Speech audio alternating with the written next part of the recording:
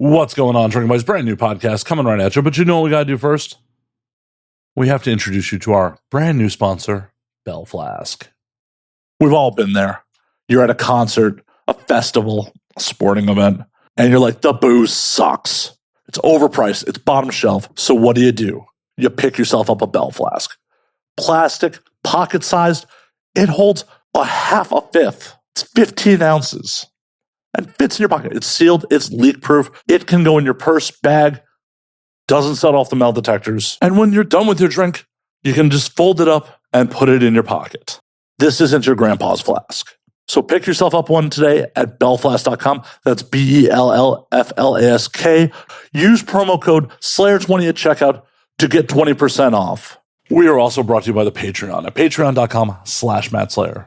Did you know you could support this show for less than the cost of a beer? For just a little bit more, just a touch more. You can get these audio versions ad-free. You can get the video versions uncensored, ad-free, and a week early. So why would you not want to support the show at patreon.com/MattSlayer? We were brought to you by the merch store at anwd.net/merch. Pick yourself up a shirt, a hat, cover your shame in my wares. New designs coming soon, as always. So go to anwd.net/merch. and pick yourself up something today. And last, but certainly not least, the easiest way to support the show, the absolute easiest way to support the show, is twofold. Tell your friends. Signal boost. Share social media posts. And the other painless way to support the show is go to youtube.com/knowitdrink and subscribe. Check out the video versions. It's really that easy, drinking buddies. All right, let's get on with it. My guest this week is director Vic Lagina. Vic worked for the various iterations of Manwin, MindGeek, ALO, whatever you want to call them, the owners of The Hub, and many, many, many of the other big sites. Vic has a ton of scenes under his belt. Check out his book, Filthy. Check out his Instagram where he is regaling tales from the book. We get deep into it. This is a very interesting one. So sit back, relax, pop a cold one, and enjoy, drinking buddies.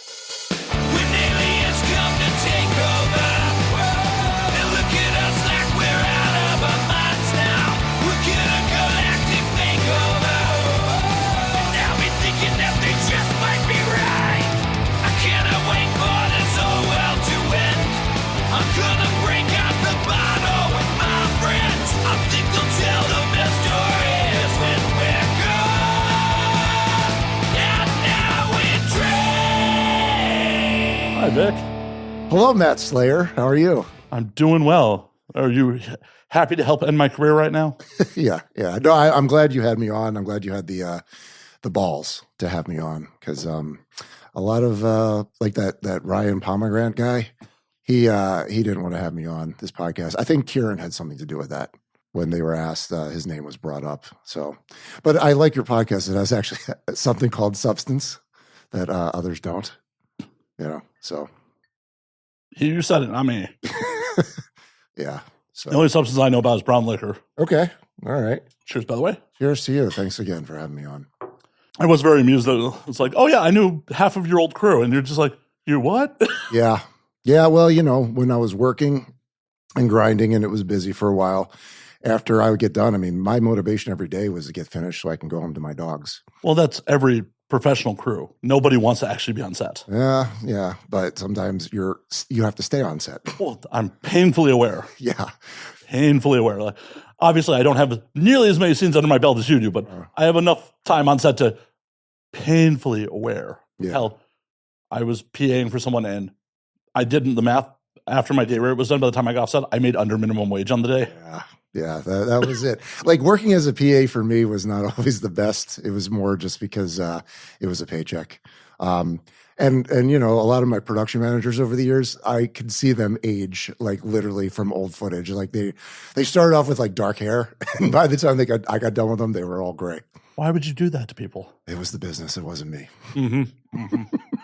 I believe you. Yeah. So. I totally believe you, Vic. Not your fault at all. Well, you know, I think the time when you said you were in Vegas, that was when we were like the busiest. Oh, I know. That was the Manwin era. It was. Second of 4 rebrandings of the porn monopoly. Nothing weird about that. Unfortunately, we don't have a very good lobbying group in the grand scheme of things.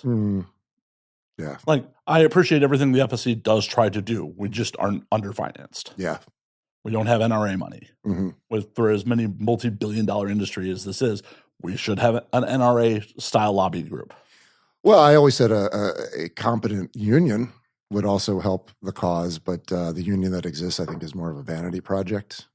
Well, the problem is with the amount of turnover we have in the industry, how would you actually unionize people? Well, the fact that everyone's an independent contractor, you can't really. Well, you can't legally unionize. Yeah. Yeah. So there's no teeth. I mean, you could have a guild. I mean, or with California production, technically, by the letter of the law these days, every production has to actually be a real business entity, and you have to be employees via AB5. Mm-hmm. Technically, no one should be independent contractors anymore. Right. Right. That's why the trend of making everyone get their own businesses, because then it's a business transaction versus you hiring an independent contractor. But you know what the bigger problem is? Everyone's out for themselves in the industry. Well, everyone's out for themselves almost everywhere. Yeah, but at least in the legitimate film world, it's like they have to band together as a union.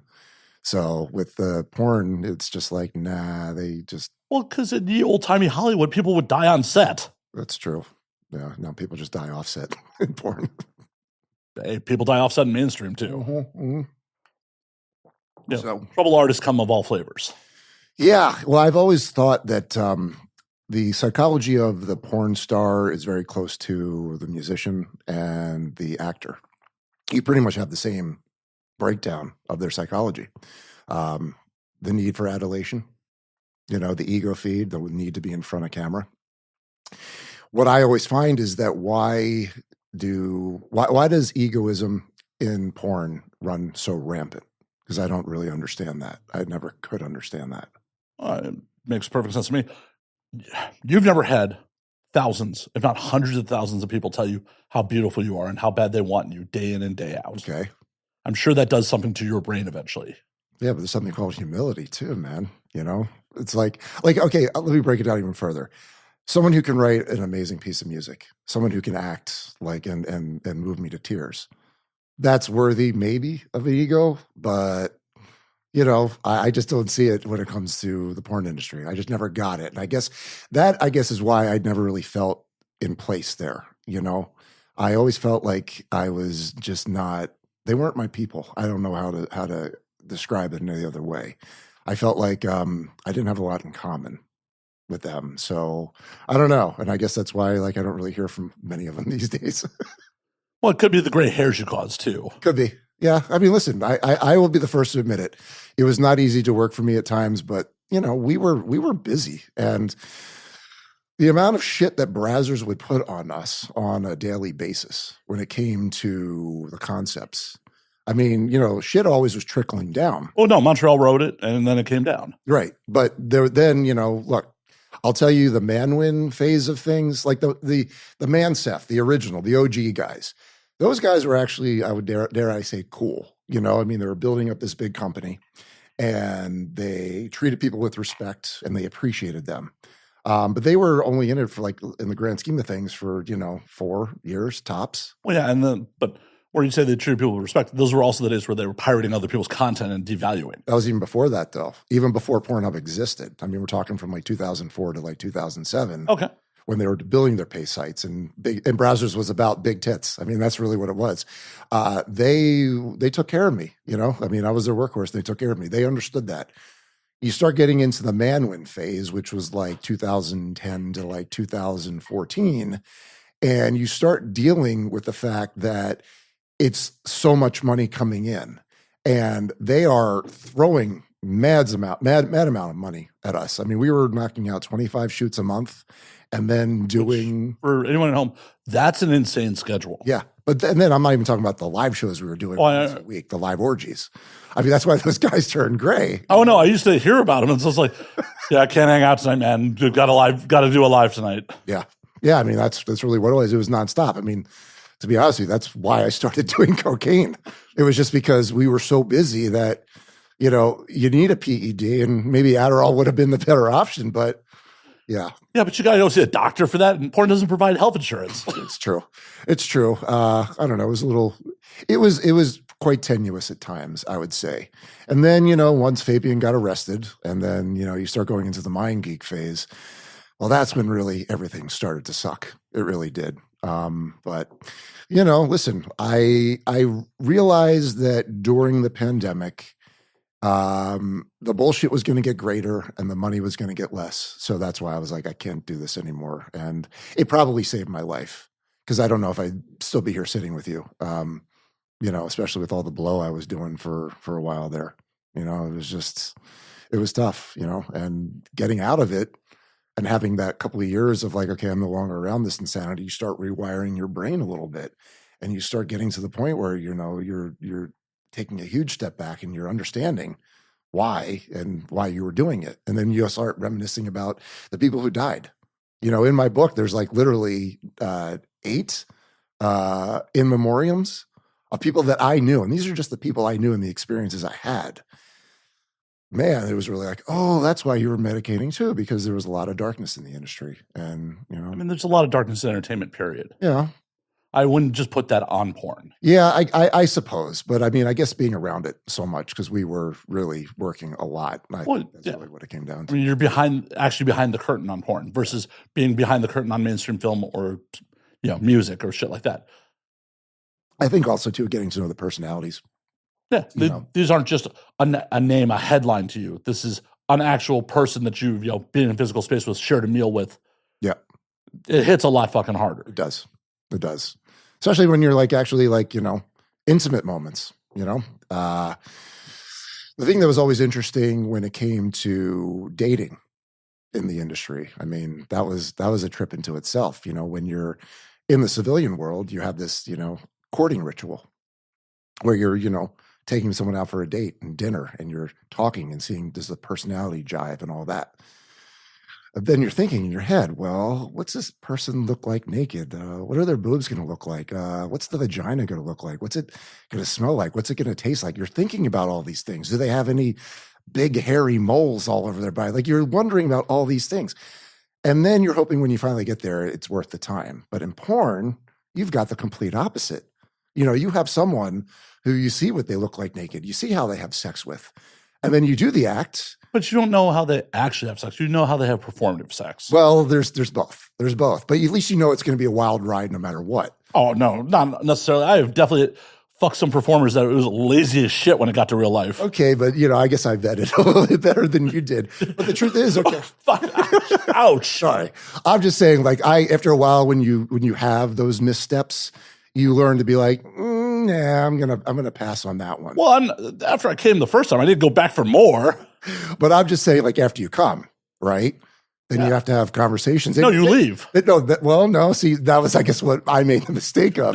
Yeah, you then have the conversations, and then you start dealing with oh, okay, our personalities don't match. So then that's where I had all of my awkward moments. It was like, now what? What do we talk about? And that's why it was just so strange and bizarre for me. And well, it definitely is a different situation. And you also have to be comfortable with what their job is, which not everyone is. Yeah. But I feel like in both our positions, we would be fucking hypocritical. Sure. If it's like, whoa, can't date you. You do porn. Yeah. No. At that point, it was again, I think actually I did have a civilian relationship towards the end, but that was an open thing. And, she was Dutch, so, they're generally cool with unique situations. But truth is, yeah, it was, I just had a lot of missteps when it came to dating and a romantic life in the porn industry. It was just, I think everyone has. Yeah. How many successful relationships can you think of long-term in this industry? How many? The first that come to mind, Mark Wood and Francesca Lay. Okay, that's one. Well, I'm thinking. Right. It doesn't immediately pop out to you. Right. Mick Blue. Yeah. And Annika. They've been together forever. Yeah. That's about all I could think of that really has stood the test of time. Yeah, I suppose. Yeah, I guess so. I guess that makes sense, but I hadn't really thought about it. But it's fucking hard. Well, it's hard because human nature still plays into it as much as you're like, oh hey, I'm cool with everything that's going on. We're all still fucking fallible human beings. Yeah. No, but I'll tell you this: I've been pretty much removed from it 3 to 5 years now. It hasn't gotten much better. you know. I don't want to say that, you know, having sex with porn stars for a long period of time ruined me, because I don't think it has. But I think when I start even trying to date in the civilian world, the intimidation that they have because of what I've seen and what I've experienced, that's kind of the hump to get over. When's the last time you fucked a civilian? It's been years. Like 10, 20? No, actually, no, that's not true. The 70s? Like what? No. Okay, no, we're like at 15 months now. Okay, 50.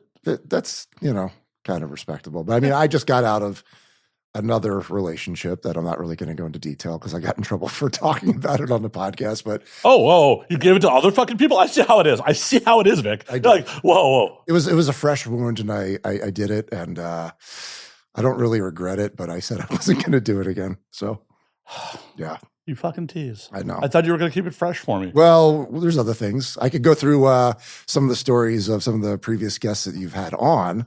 Oh, why are you going to try to throw me under the bus? I did you a solid and had you on. You're like, I get it. I'm going to just talk shit and peel the curtain back on your previous guests.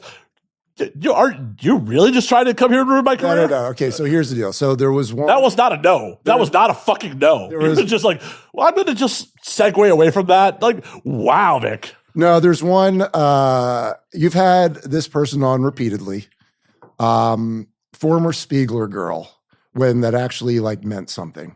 You know, I think that still means something. I don't know, man. It was getting a little weird, like towards the end. Like when a Spiegler girl used to show up on your set, you knew you were going to have a good day, but it was getting very wobbly, like around 2019, 2020.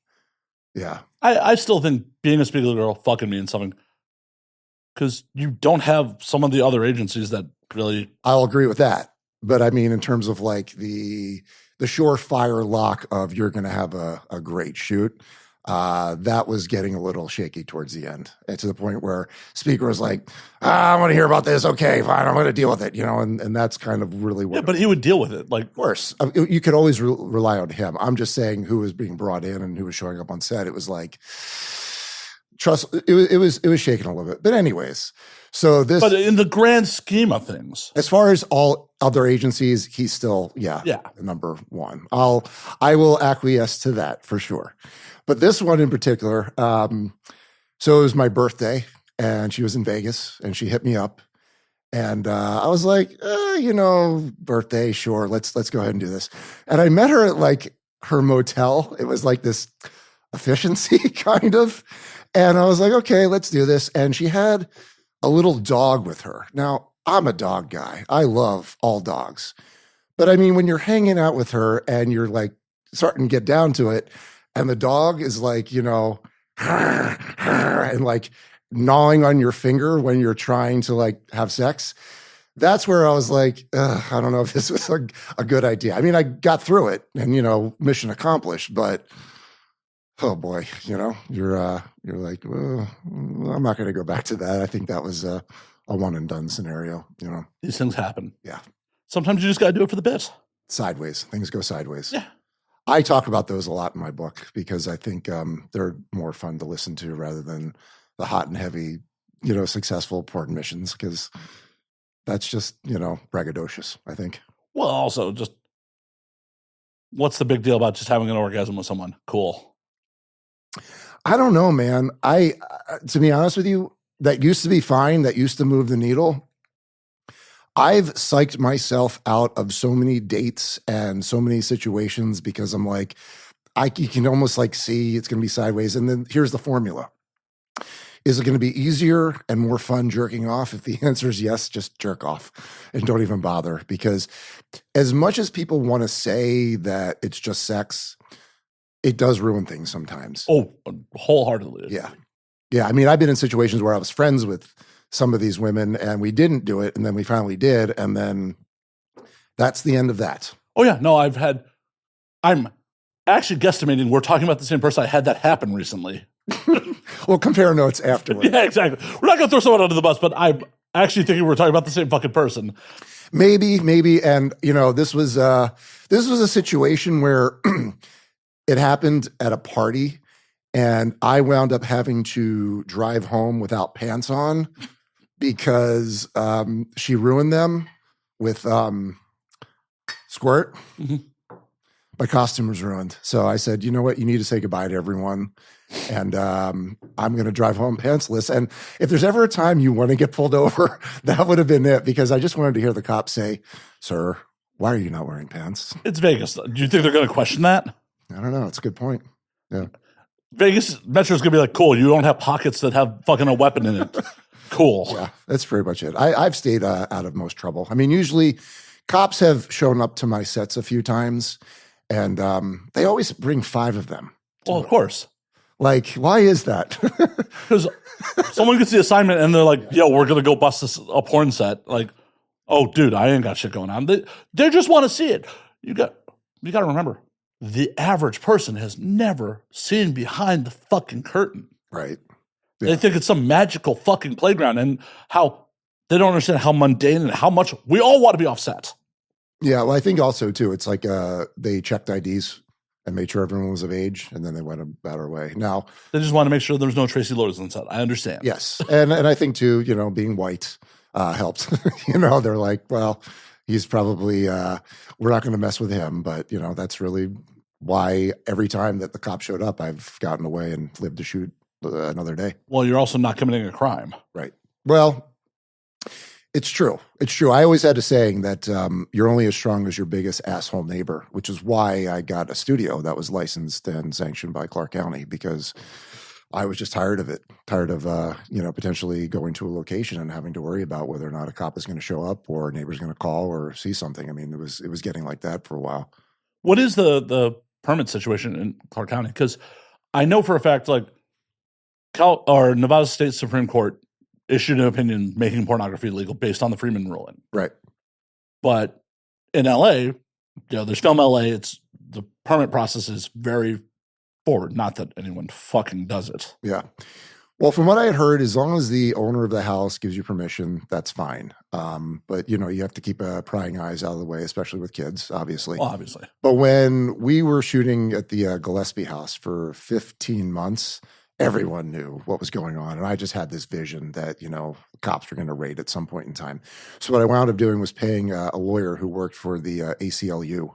And you have to do this whole administrative design review, and you have to be zoned properly. And if you do all that stuff, and he knew how to sidestep all the landmines, then I was never hassled at all. Like, no cop ever showed up to either of my studios because I had this license. So I guess that's really it. But I don't know. People, I guess you just have to use your head, really. Whoa, in this industry? Whoa. I know. Whoa.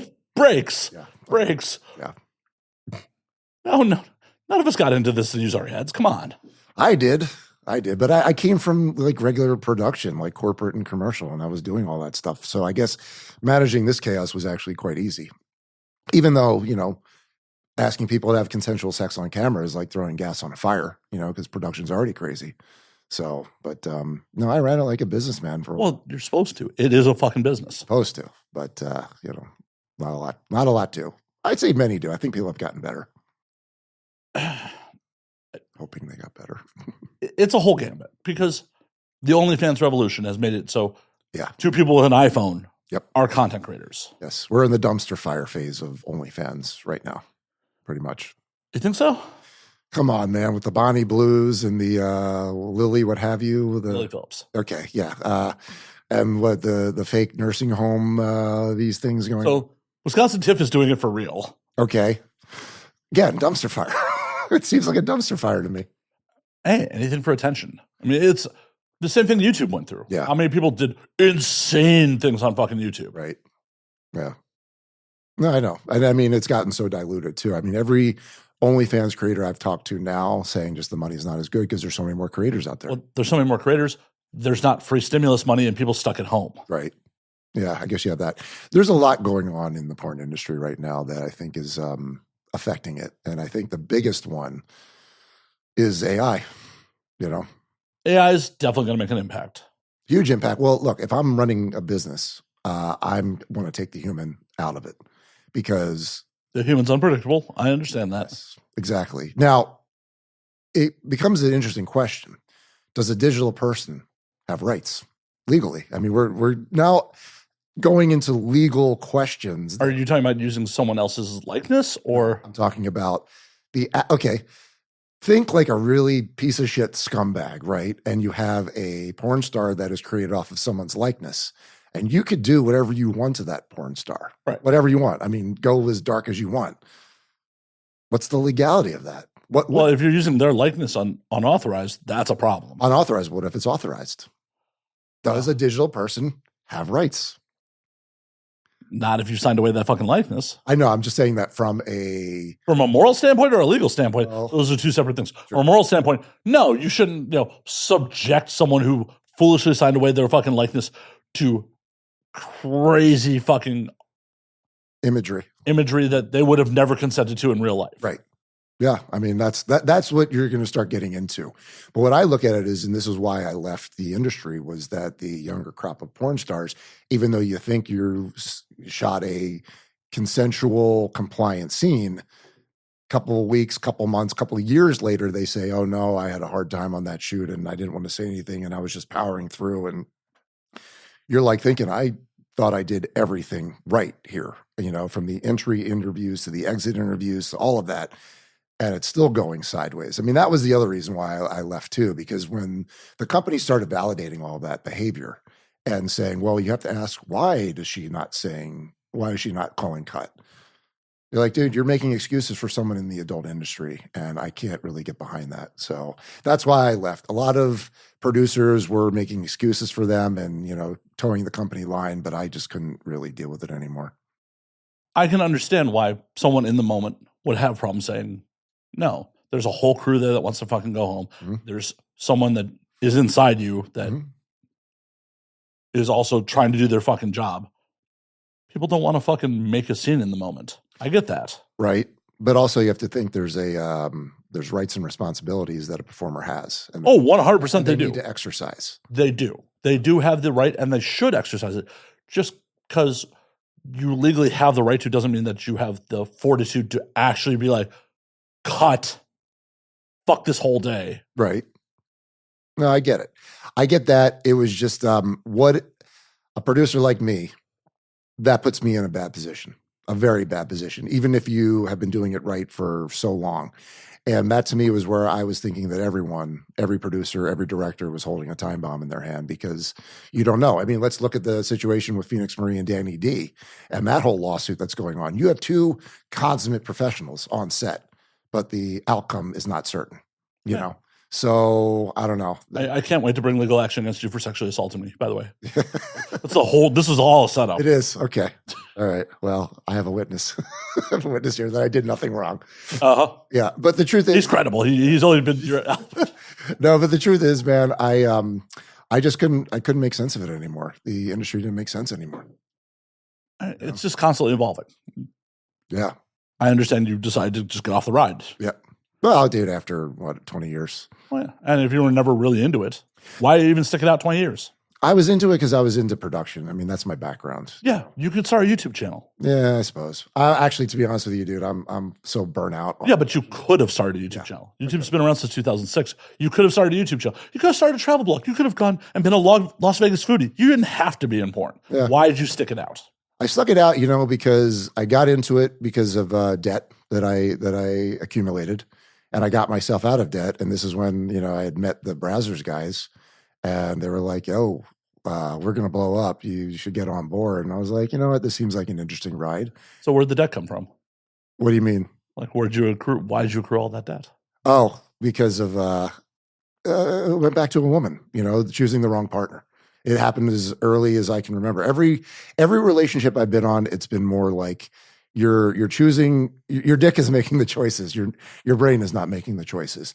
And this is how my whole career started. I mean, it was here in LA, working and being with this hot woman, and she wanted to. I'm just gonna say she wanted to be in music. Okay. And I funded her demo and all of that, and LA was just not a very welcoming town at that point in time. And the debt just kept getting bigger and bigger. And I was funding my dreams. I wanted to make TV shows. I wanted to make movies. I wanted to do all of that. But then, it was a typical chew up and spit out Hollywood story. What made you decide to give up on that shit for yourself? Well, it was more just getting myself out of debts. And then, there was a fork in the road When the debt was gone, it could have been like, okay, do we go back and try to do this again? Or do we see what's behind door number 2? Were you afraid to go back to mainstream from all your time being in porn? No, I wouldn't say that. I just think that the reality of porn was the money was just so good. It was 100% the money. It's never been better than mainstream money. Well, I guess it depends. What do you have access to? I mean, I didn't have access to that. I didn't have access to people in the business that was like, I'm going to pay you X amount of dollars per day to keep you very busy. I mean, it wasn't just there. Did you ever try to shop anything around that you were trying to create? Yes, here in LA, and But I mean, once the debt was paid off and you'd been well established in porn. No, because porn, that porn snowball, it got bigger and bigger and bigger, and it was going downhill very quickly. So once all that happened, I was like, well, let's just see how far it was going, thinking that maybe it'd be a couple of years, 4 years, 5 years, and then we'll get out. But the fucker just kept on rolling. Well, that's how this industry works. Like, when I'm like, oh God, I've been here for fucking almost 15 years. It's like, fuck this. Because this, much like you, this was all a sidetrack on mainstream ambitions. Right. Like if you look around that wall, I'm a fucking film nerd. Right. Okay. Yeah. So we're the same. And I just didn't know anyone who did. I grew up in Chicago. I didn't know anyone who did mainstream. I was working blue collar jobs, met a bunch of people who shot porn. Right. And I went, oh shit, well, this is an opportunity to try to fucking make something. Yeah. And well, here we are. Did you lose your ambition when it came to that? I faced reality on something because I wanted to write film, and I am not a writer. Okay. Like, I had to come to the hard realization that my ADHD is too fucking bad. Okay. And I cannot sit out and actually grind out a fucking script. Yeah. I've written a handful of scenes for people over the years, but a fucking porn script is paper thin. Like, right. Yeah, I had to go through the shit that fucking Montreal came up with all the time and make sense of it all and actually produce it. And I think I think we both can agree. And I think the truth is, it seems like you and I both really enjoy consuming movies, television shows, especially if they're good. But we both understand how fucking hard it is to do it well. 100%. Yeah. So, well, especially when mainstream shit especially is done by committee. It is a collaborative process. Right. Even if you don't have corporate overlords making a lot of decisions or test audiences making you reshoot shit. Yeah. There's still a massive amount of people that go into fucking mainstream to make a decision on how your art fucking comes out. Sure. It's like the TV show, The Studio on Apple. I mean, that's pretty much the sums it up right there. I mean, you got someone who loves film, but he has to think of the commercial side, and it all is by committee. But for me, that's why I love this medium. Yeah. Well, listen, for porn was perfectly suited for me because I could shoot well, and it didn't have to be perfect. It really didn't. Oh no, it definitely does not. No, the average porn consumer doesn't actually care that much. Right. And I was always just moving because, we had to get people out of Vegas back to LA all the time. So we had to hard out. Yeah. So they had to be on that Southwest flight back to Burbank. Exactly. Always. Like I even learned like today getting here, board the back of the plane because you can get off faster. Like I learned that just because the porn stars knew that. That was like the porn secret. Was there any performers on your flight with you? I'm just like no, I didn't see any. But like, I wonder how many are like actually flying to Vegas these days, Still a fair amount. Yeah, you think so? Yeah. Yeah. Okay. Well, either way, yeah, the whole thing was it was well suited for me because it didn't require a hell of a lot of patience, and shooting and making TV shows requires a fuckload of patience. Like I don't know if you saw Mission Impossible, the last one. It fucking blew my mind because I'm like, people made this thing and they did it over a long period of time. Like I had barely enough patience to shoot a porn scene because I get to the point where, aside from the fucking script that I would have to make sense of, you have to, most performers were like, can I just fuck already? And can we just, get the day going? I'm like, unfortunately, no, I have to get through this dialogue and we have to get the ad moments and we have to get the pretty girl stills and we have to get all this stuff. By the time it's like they're too tired to fuck, and like their performance was subpar because of it. Well, and their male talent's struggling sometimes. Yeah, that's why I hired the same 6 or 7 dudes all the time, because it was clockwork with them. Yeah. The hardest shoots, you got to call them the best guys. And fortunately, they had the budgets to do it, But yeah, I mean, listen, Xander Corvus, he's one that I will talk high of and also throw under the bus. Okay. Oh, throw my homie Xander under the bus? Well, listen, I have good reason to do it. Here's reality. This dude stayed at my house. This dude was what I gave him his first shoot for Brazzers. I mean, I knew the dude for a while, right? Now, when me and Mind Geek parted ways, he's still a contract performer for them.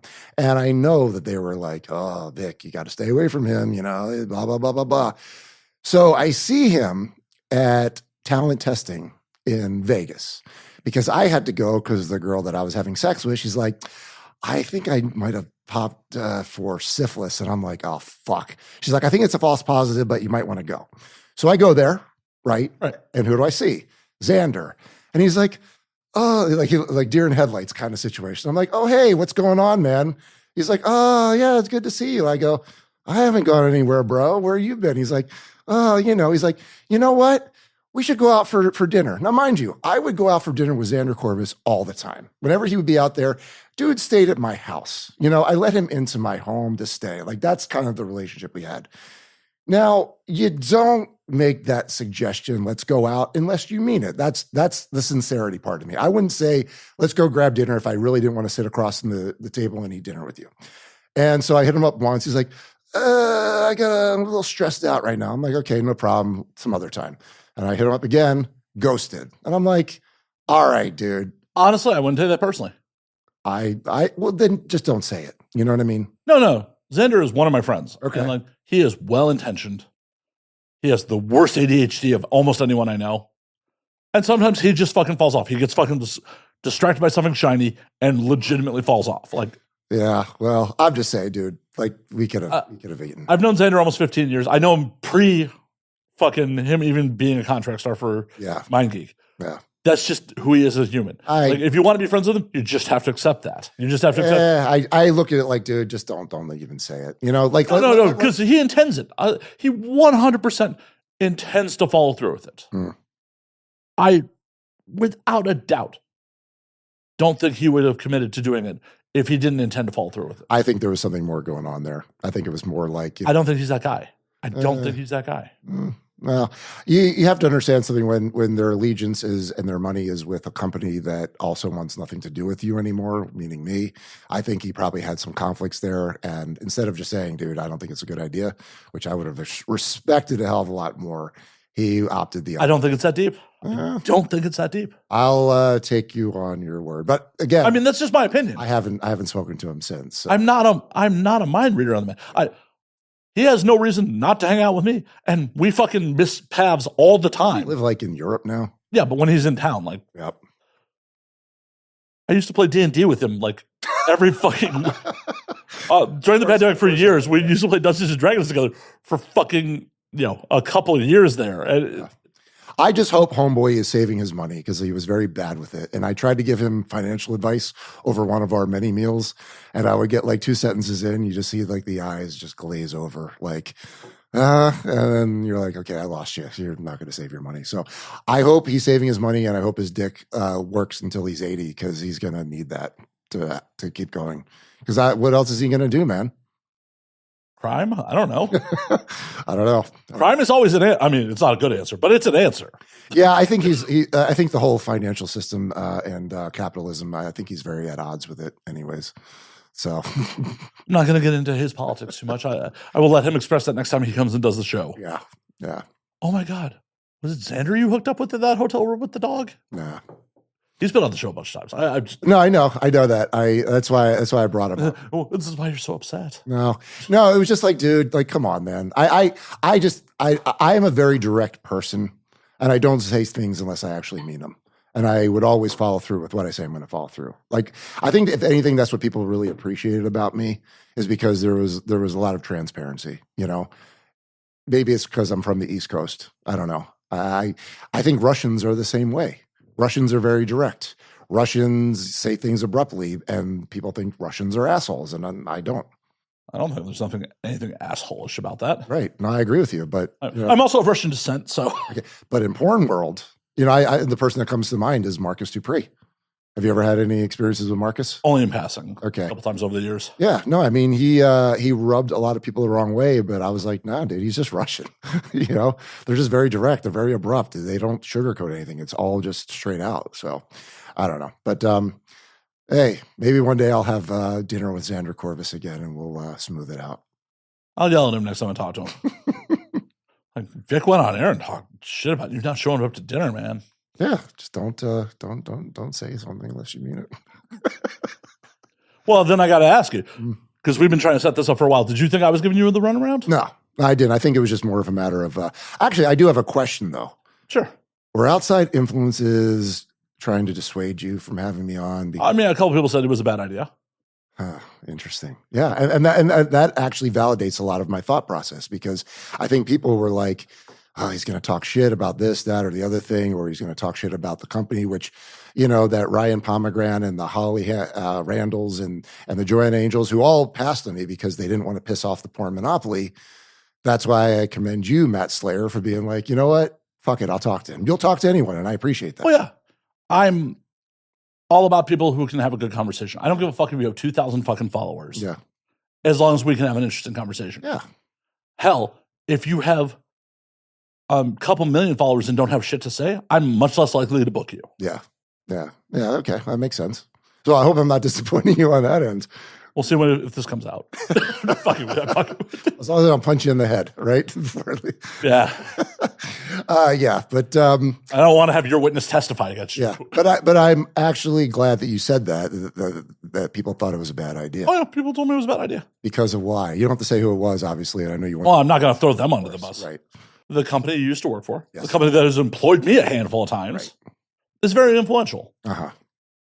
There are a lot of people who make their living off that company. Sure. Why are you worth rocking the boat over? Mm-hmm. Yeah. No. And you know what? That makes total sense. It does. It does. But I mean, that's the reason why I think the porn monopoly needs to be broken up completely. And I've been very outspoken about all of it. Because, look, everything that came out about that company came out after I had left. Well, the question is, why didn't you think it needed to be broken up when you were working for them? I didn't. It's not like I didn't think that. But why didn't you say something about it? Well, because what can I do about them controlling everything in the industry? I mean, what can you do now? Well, now it's all happening anyways because of everything that was going on with Pornhub and what they were monetizing of. If it was such a moral crusade for you, why take their money? Well, no, but it wasn't like that before. They were just arrogant and greedy, Mind geek. No. You were there at a time when they were stealing people's fucking content. It's copyright. That's copyright infringement. Okay. Yeah, it's still fucking people's livelihood. Sure. And you didn't voice anything then? At that point, no, I didn't because it wasn't coming out of my pocket is really what was happening. And my job was for pay sites. My job was shooting compliant porn for them. Yeah. But when you part of the bigger picture. Sure. But when you're dealing with a company now that was monetizing abuse that they have acknowledged, then you get into a bigger level of scumbaggery that I wouldn't have been able to deal with. Like if that was coming out while I was with them, then I would have been like, I don't think I could work for you anymore. But instead, I'm dealing with a company that's just greedy and arrogant and treats everyone as replaceable, which completely legal. And also true. Yeah. No, but that was reality. Now, when it came to the allegations that came out literally 2 months after our partnership severed, that's when I'm like, wow, I guess, it was the time to exit. But do you think that you were turning a blind eye to some of that shit that was happening while you were? No, I had no idea. I listen, hand to Torah, no idea any of that shit was going down. Okay. Like, honestly. But when you read about it and then you start hearing more about it, it gets really bad. Well, you do understand how you could come across like a disgruntled ex right now. I understand that. I get it. But I'm telling you, like, if my departure was in October of 2020 and the New York Times article came out in December 2020, well, now it's a point where it's like you can say, like, I had no idea. All I had known about was this. But you're an actual insider. You're not someone doing an investigative report about it. I was a guy shooting for pay sites for them that was trained in compliance. So you're assuming that if they're knocking all the rules to you and getting them in your head and bringing you up to Montreal to learn about compliance, that they are taking compliance seriously. But they weren't on Pornhub because they didn't have to be. And until that expose came out, well, a lot of people were blind about it. Like all of that stuff was happening in the summer of COVID. That was all going on behind the scenes. And I think that's a big part of the reason why I was no longer with them, because I thought they saw a storm coming, and me having my studio and the 8 employees that I had, it was just becoming too much for them, and they knew something was going down. What they like to do is say, oh, this is anti-porn crusaders. This is right-wing religious nuts and all that. And it's not, because I've actually talked to the lady behind it. But that is really Layla Micklethwait. Yeah, I've talked to her a few times. And I was like, you know what? Before I buy her book and I really figure out what's going on, is this person like a Christian nut? And I didn't get that sense on the couple hours of conversations I had with her on the phone. I think her cause was just really trying to nail them because they were monetizing on people's abuse. And they were for a while. And they even acknowledged it and paid a fine. And now more discoveries coming out, and it's not good. But when I was reading her book, yes. Was that just negligence on their part, or was that actually malicious? Well, we don't know yet. That's all happening in discovery right now. But in your opinion? I think it was greed. I think of course it was greed. Sure. Was it malicious? I think this company was flying and adapting on the seat of their pants and adjusting as they went. Instead of really, I just look at it like this. Look, if PaySites was under such strict orders for compliance, why wasn't Pornhub? Money, obviously. Because there weren't any rules about it. There wasn't a light being shown on it, really, essentially. Well, it was also they're doing something first. The tube sites for porn. Wild West. Yeah, it's still the fucking Wild West. Yeah. Like there's 30 years of precedent of what a mainstream set looks like. Mm-hmm. Yeah. There's not that for the tube sites or content creators. I mean, hell, OF is still running into a foul of crazy shit all the time because they don't know what they don't know. Right. And, they might be acquired by an American company, which is going to really change things up and shake things up. But going back to your question, do I think it was malicious? No. Do I think it was criminal negligence? Certainly. Do I think the owners should be, tried and gone after? Certainly. I do. Which set of owners? Well, okay. So this is what you have to really figure out. The discovery that's been happening right now is that the old owners are still pretty much tied to it. So it's a question of like when this whole acquisition came on and they became ALO again, ethical capital partners and all that was going down, there was a lot of questions about whether or not the previous owners were still tied to it. Now it's pretty much strongly suggested that they still are through discovery, through all of these class action lawsuits that are happening with them. So yeah, and here's the thing. If I have the situation where if I was still working for them at the time when it came out and I would have been like, I don't think I could do this. What about every single person that's still working for them? Are they ignorance? Is there ignorance is bliss mentality? Or do they simply not give a shit and they're just dealing with their bottom line? I mean, I can speak for myself. When I worked for them in 21, right? I was just trying to fucking make a paycheck. Mm-hmm. Sandra Corvus, of all people, actually was like, hey, Marcos, you should bring Matt on because I needed fucking work. Okay. I need to fucking pay my bills. I gave it no thought beyond that of I can do this job. I will do this job. Were you aware of everything that was going down with them or being accused of? You hear things in the rumor mill. Right. But it was still rumor and hearsay at this point. Right. People have various opinions and not all of them are factual. Right. I didn't know what I didn't know. Right. And at the end of the day, I knew I had to pay my fucking rent. I get it. At that point, it was pretty nebulous. Now, not so much. So I look at people and I'm like, some of the people that are still flying that flag pretty strong, I'm like, dude, you're a disappointment. And I've shot them and I got to know them and I actually like them. And I'm like, but how can you continue to do it? And because you got to put food on the table. I understand, but at some point, where's the line in terms of how, like, what are you able to continually to look past, That's an individual choice. Exactly. And that's where, and like, I've had people scream like, oh, you're just a self-righteous prick, blah, blah, blah. I'm like, no, dude, I'm just not supporting a company that I know is accused of these things and has acknowledged these things. That doesn't make me a self-righteous prick. It just means I'm not going to support or be a patron of them. How much money have you actually ever spent on one of their sites? Well, I mean, you could go on Pornhub. You're not going to spend anything. Well, you're generating ad revenue at that point. Well, I suppose if you're clicking on those ads and those ads. Well, no, just by the banner ads existing. I mean, sure. But yeah, after a while, I was like, nah, I'm not even going to bother. I mean, what are you jerking off to then? Just old stuff from the past. Are you like going back to your archives? Archival footage, I guess you could say. Yeah. Yeah. Are you illegally pirating old Brent? No. I'm not fucking with you. I'm fucking with you. There, Like, this was my dailies. Listen. There was a time for, I'd say, 6 years or 5 years when I wasn't with a partner and having sex. When I was with her, I wasn't jerking off to anything. I was having sex with my girlfriend. Well, that's sad. Yeah. Sometimes you just need to rub one out. I'd rather just wait. I mean, honestly, I'd rather save it all for her. That was the God's honest truth. I felt like I was being a bad partner if I was jerking off and not having sex with my. I'm not saying you don't have sex with her. I'm just saying clean the pipes so you can give a better performance. I'd rather clean the pipes with her. You know, it was just the way it was. It was that good. I was that smitten and in love. That's the truth. The trick of brain chemistry. Yeah, I know. Chose poorly again. Damn you, dude. Oh no, it's the trick of the brain chems at that point. When you're in love, love chemicals are more addictive than cocaine. Yeah. Well, we're back to the archives.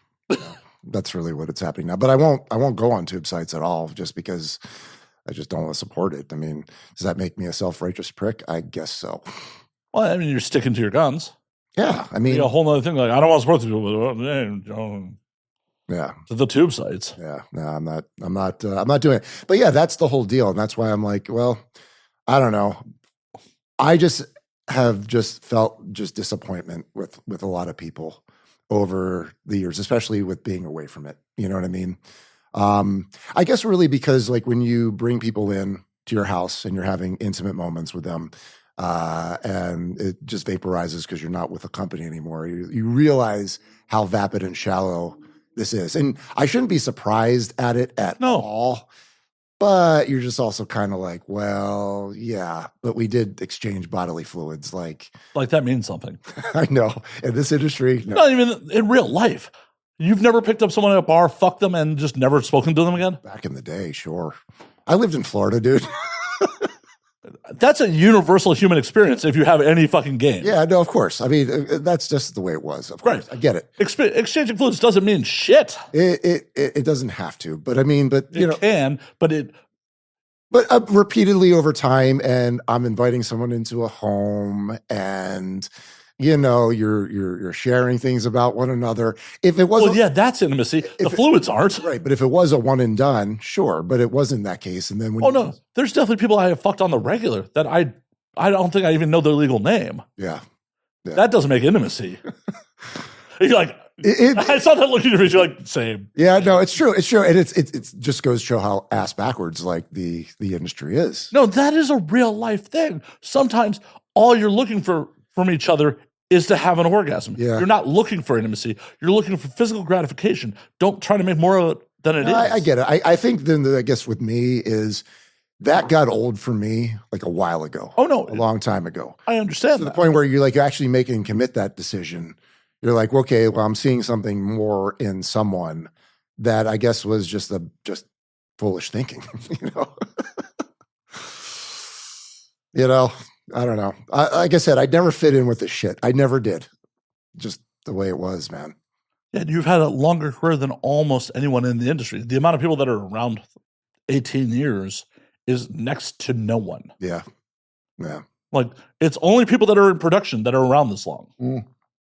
There's also a question of those who need it, those who need to be around the element, those who in some ways can't do anything else with their lives, you know, like this is what they know.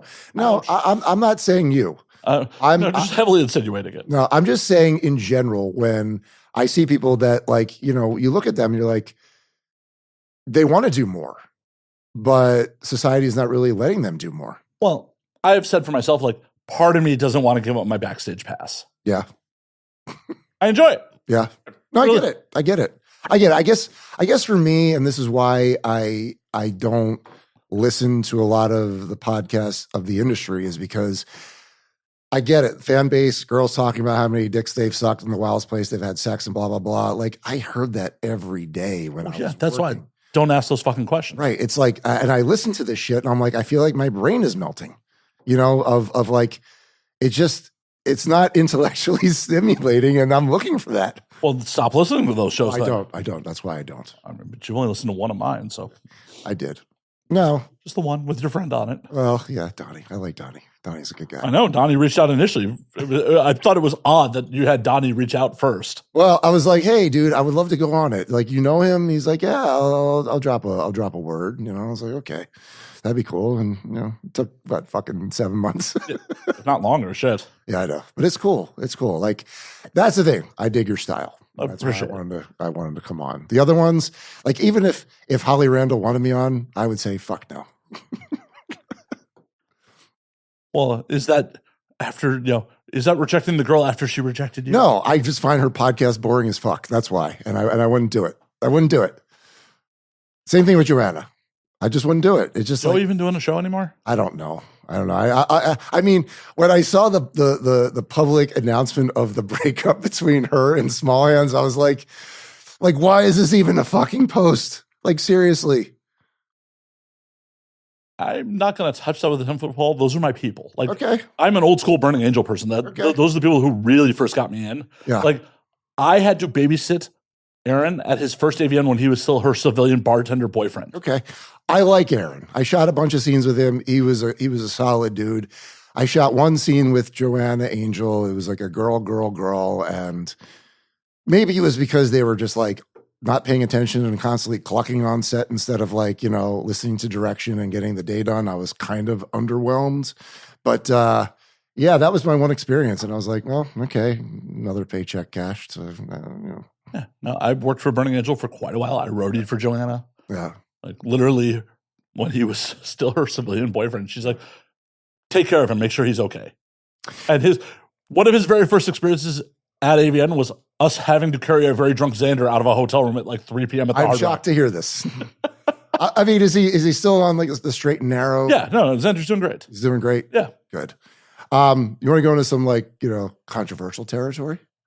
I mean, I'm not going to say no. Now that we're like talking about Joanna, what are your thoughts and experiences with James Dean? Well, he doesn't like me. Okay. James does not like me. Is there a reason for that? I don't know. I think it's because I'm part of Joanna's old school camp. Okay.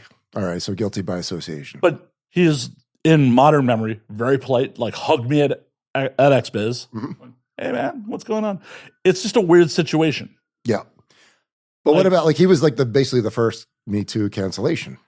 I know a lot of people that had unpleasant experiences with him on set. Mm-hmm. And I could only talk about my experiences with him on set. I'm not trying to get sued. Right. No. I'll say this about him. As far as like him, look, I'm obviously not a chick, so I would never have the kind of experiences. It's 2025. I do not know how you identify. I am not a chick. Okay. Well, but now that we've clarified. But here's the deal. Like, from a producer to talent standpoint, I would say he was about as solid as you can get. I think he also goes into the whole Marcus Dupree territory. Like, you don't book him with someone else unless they like or love him. And that would have been the same way with James Dean. James Dean sometimes was put in many positions by the company of wanting to do things or act aggressively. And James Dean was like, I don't want to do this. I don't want to be known for this anymore. So he did have that side of him that was like, I'm not feeling this, and this is what this company wants me to do. So I have to at least verbalize that when it comes to him. But I would say when he was like at his peak, there was, I guess, a sense of entitlement going on with him for sure.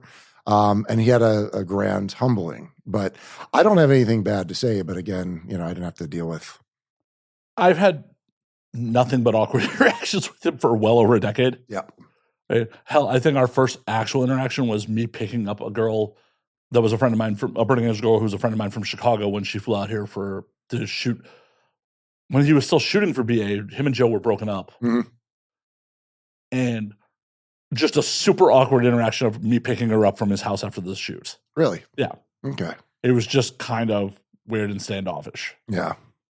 Yeah. And then, I have some mutuals that were very tight with him, even post him and Joanna breaking up. Right.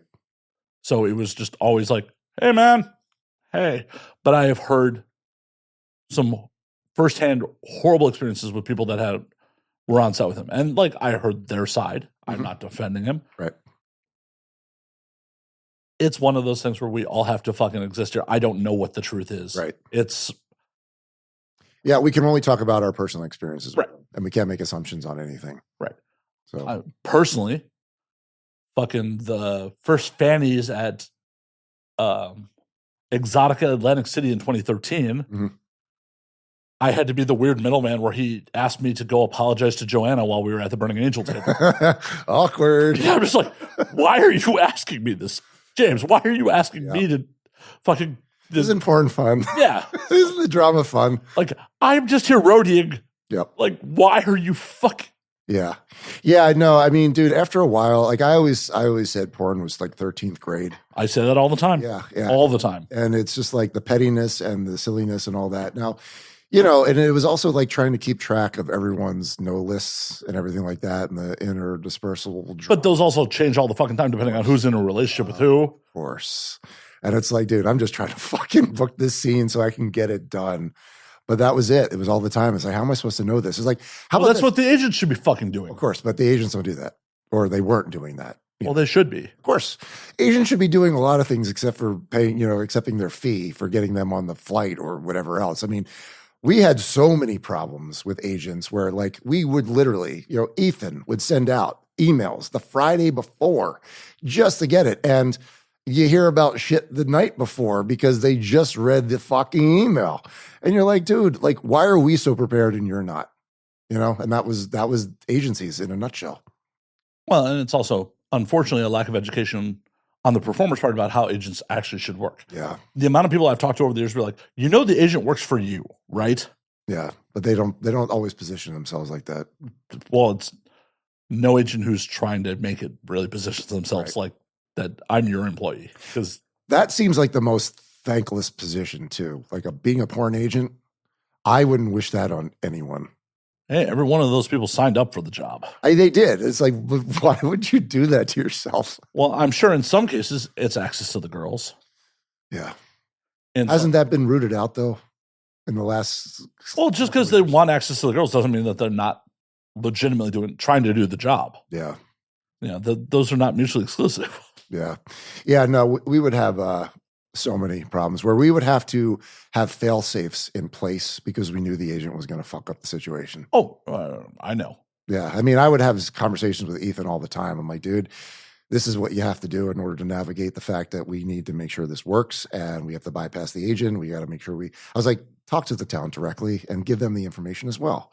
That way we know it's going to work. And that was how it was. And we had it down to a science after a while because you're assuming people are going to fuck up the job. Oh, for sure. All the time. All the time. There's a reason this won't air for months because I keep multiple episodes in the can. Yeah. Because I know people will flake last minute or fuck up. Okay. Does that happen a lot? Oh, yeah. Really? All the time. Huh. Well, because this isn't a paid gig. So people. No, I get it, but still, like, I don't know. Again, you commit to something, do it. But I also will never fault a performer if they're like, hey, I got a paying gig last minute. Sure. I understand. I'm never going to fault anyone for that. I'm never going to give anyone a hard time about that. I just prepare on my end. Yeah. Well, that's good. That's actually good producing. Yeah. Good job, Matt Slayer. Oh, my God. I've been in this industry for over a decade. I know how things work. Yeah. Hell, when we started this show in 2016, I was like, we need to keep 5 episodes in the can at all times. Good. That's respect, man. Yeah, that's what you have to do. You have to have backup plan for your backup plan for your backup plan. Oh, yeah.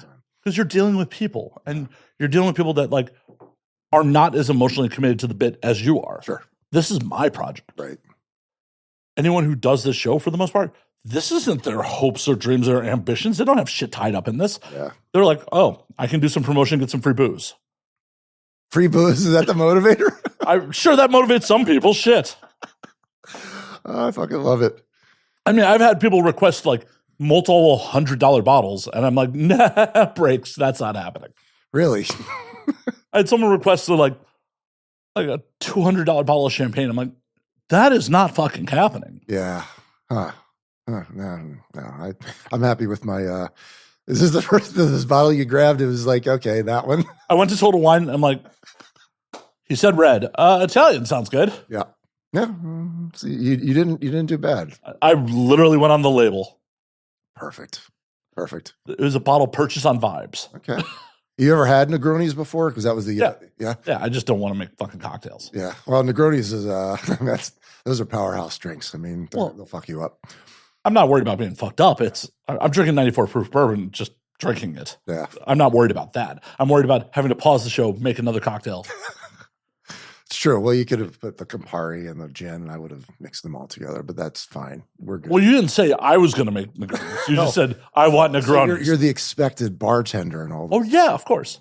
No. I'm here to provide. Okay. No, that's cool. I get it. If you show up for an Now We Drink episode, shit will be provided for you. For sure. Well, what would you like to know more about?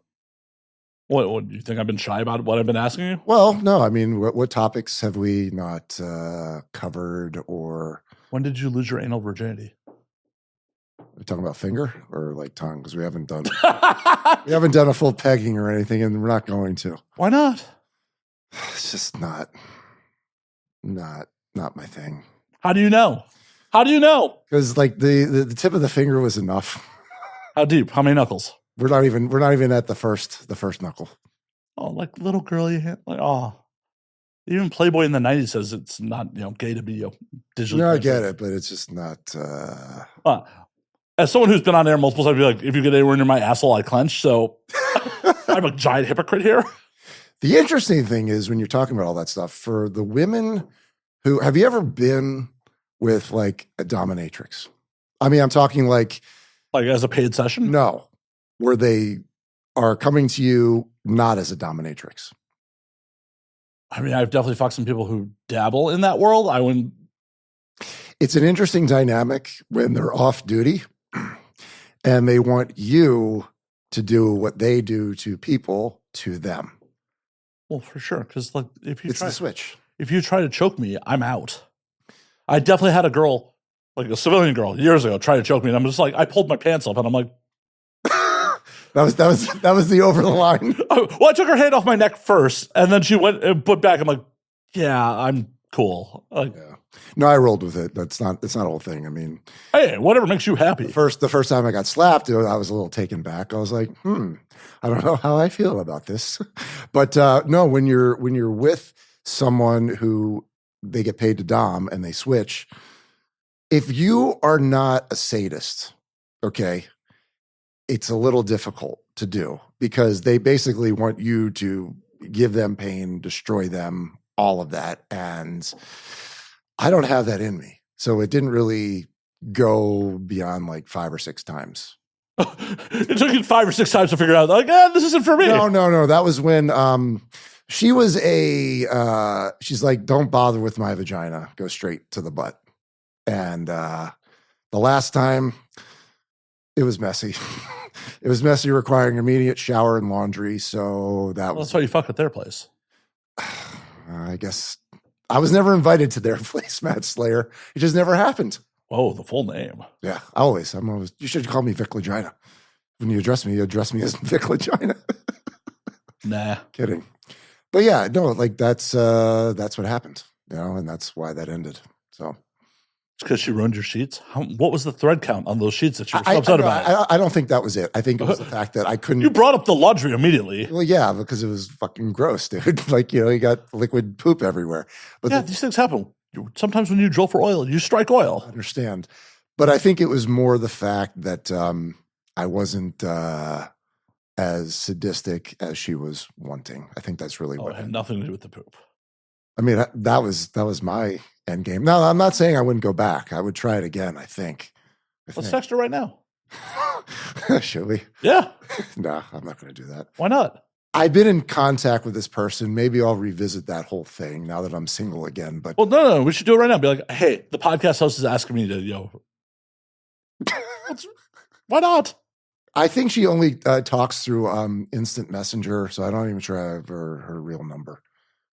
She's like, well, you should do a DM slide right now. I'll help you craft it. We'll do this later, maybe. That's a no. Or a part 2. That's a no. Oh, that's how you're trying to get yourself back on the show. It's like, oh, well, we're gonna follow up on that DM slide. Let's see how this goes.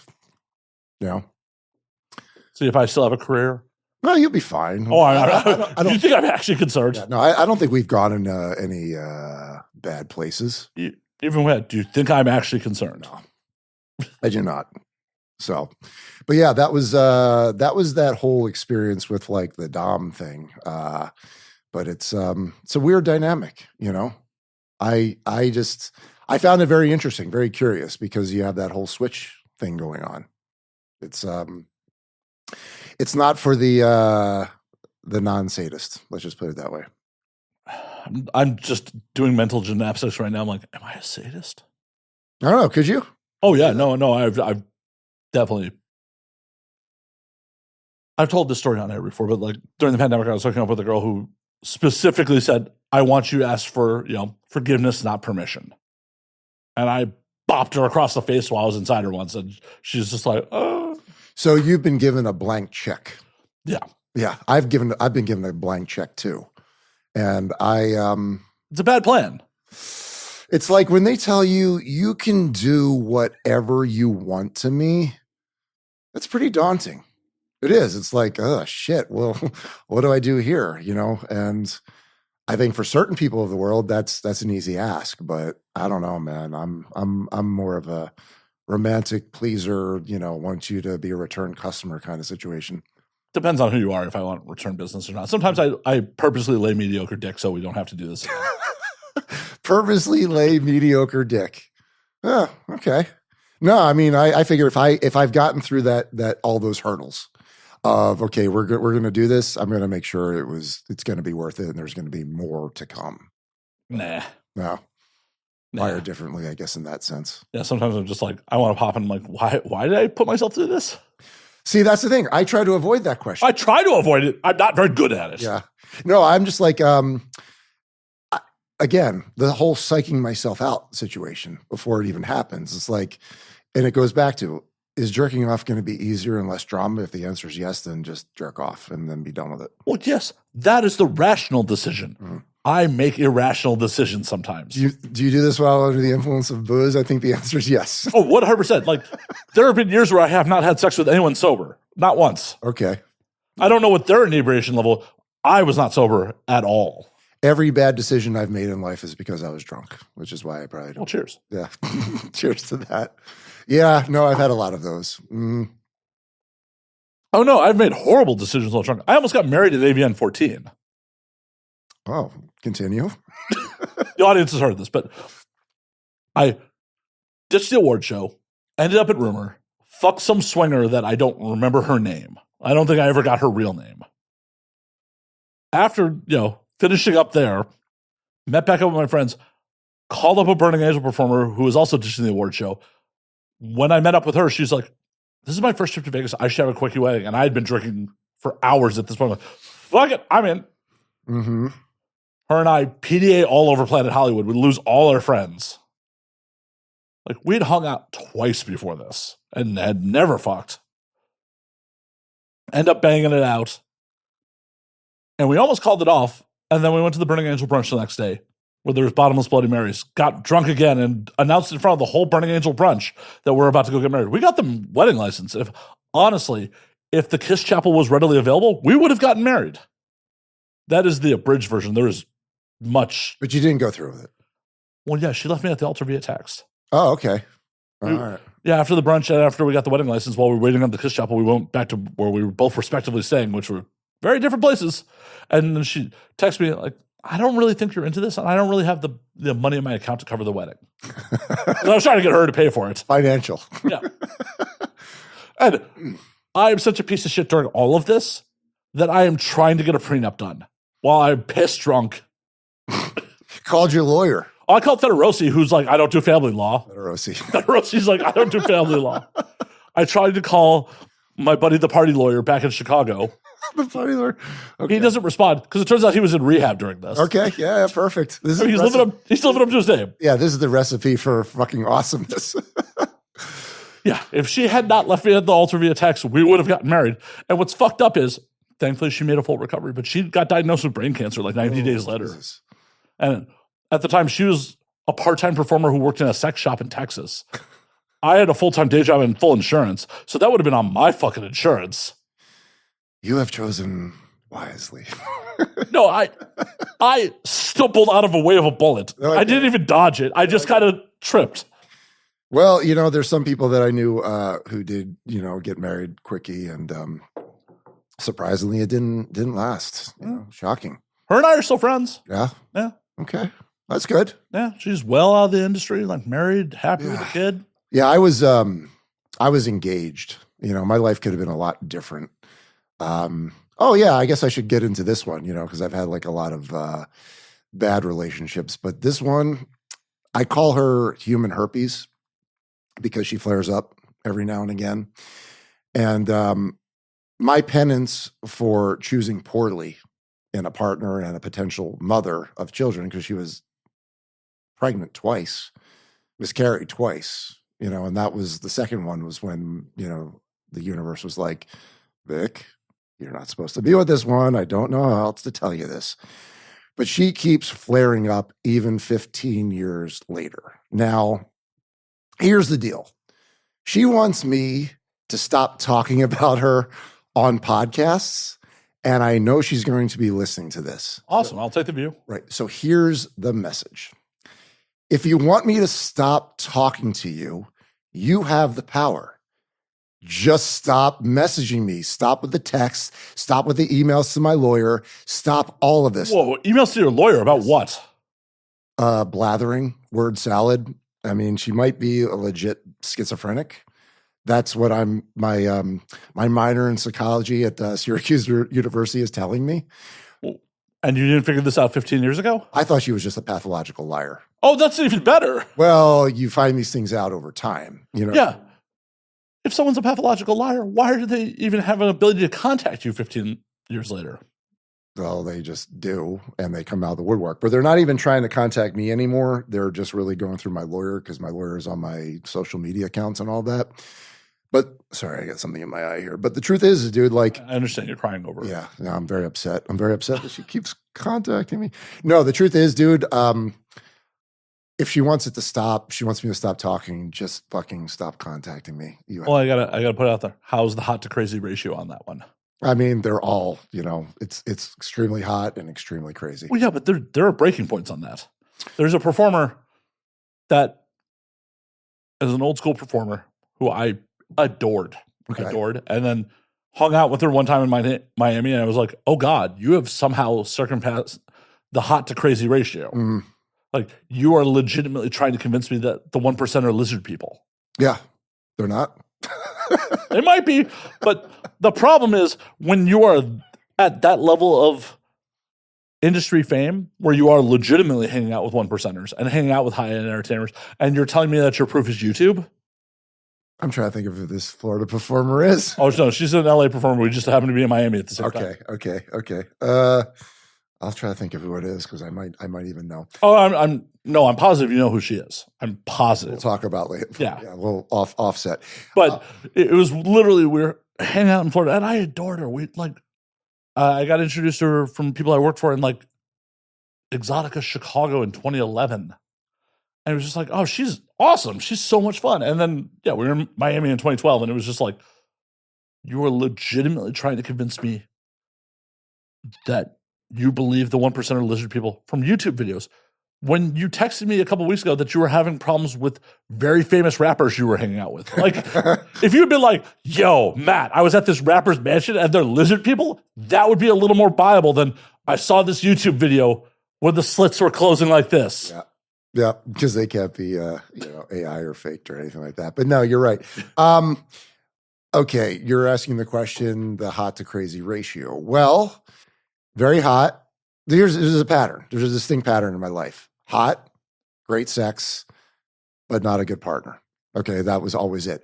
There got to a point, I'd say after year 1.5, where I was like, I'm not even sure I can believe anything coming out of her mouth. But it was even deeper than that because there was a kid involved that she was trying to convince was my kid, which was a legit possibility. And the DNA test? Well, I did eventually. When I got to the point where I was like, why would you wait on that? Because there was always a reason. There was always an excuse. There was always like all of that stuff. I mean, listen, it's all detailed in my book. It all is. And I can't read, Vic. Okay. Listen to the audiobook. But it was 12 hours long. I started to, and like, this fucking thing's 12 hours. Read faster. Fucking narrate faster. 1.5, 2.5. You just put it a little bit faster. No, the point is. I don't need you sounding like a chipmunk.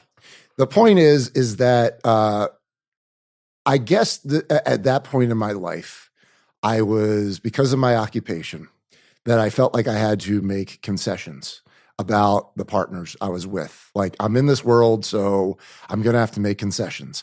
I was making some pretty fucking big concessions on this one. But there was a point where, like, all of her reasons, all of her excuses, it was all in the best interest of her kid. And, when you have a kid involved who was like 2-3 years old at the time, you're like, okay, I will give that some merit. But there's a certain point in time where you're like, okay, I have to start calling bullshit on this, and I'm going to now just do an anonymous DNA swab, because if the truth is that if I'm not the kid's father, well, now I can just walk the fuck away, and that's what eventually happens. I mean, you could walk the fuck away either way. You can, but if you're getting a sense of me at all, is like I've got some kind of like. Oh no, I'm just saying you can. I'm not saying you should. Right. There's a big difference. There's a lot of guilt in my head, in terms of the whole situation, how it all went down, everything, and guilt. I mean, it's a strong emotion or factor in all of this, and that's why I let things go. But there was a certain point where I was like, enough of this horseshit. Let's figure this out. And so I did. But that was really what was going on. And what were the results? Negative.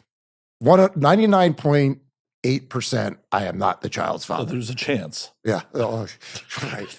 Like I had the image of like me on like Maury's couch, just dancing up and down, like, ooh, I'm not the kid's father. But that was really like the end of it all. But how involved were you in the kid's life? I mean, I was basically being the paternal figure in all of it. I mean, it certainly was. She was living with us. Do you feel guilty about that at this point? No, because like, listen, at the end of the day, I cut the whole thing off because I wanted the best interests of the kid. And that toxic relationship was not good for the kid. So, well, even if it was your child, it doesn't sound like that relationship was going to be good for the kid. Well, again, and then she was pregnant 2 more times. Like that, those were legitimately were my kids. And you sure? Well, we just don't know, dude. We just don't know. But the point is that, yeah. I mean, it could have been an immaculate conception. Yeah. She could have been given birth to Jesus. Did you abort Jesus? I think the Antichrist was avoided. I think that's really what happened, in complete honesty. But the truth is, let's go back to the original point. I'll stop talking about you if you leave me the fuck alone and you stop emailing me, you crazy fucking schizophrenic bitch. I felt good. I felt really good. Okay, did you get the message? Fucko.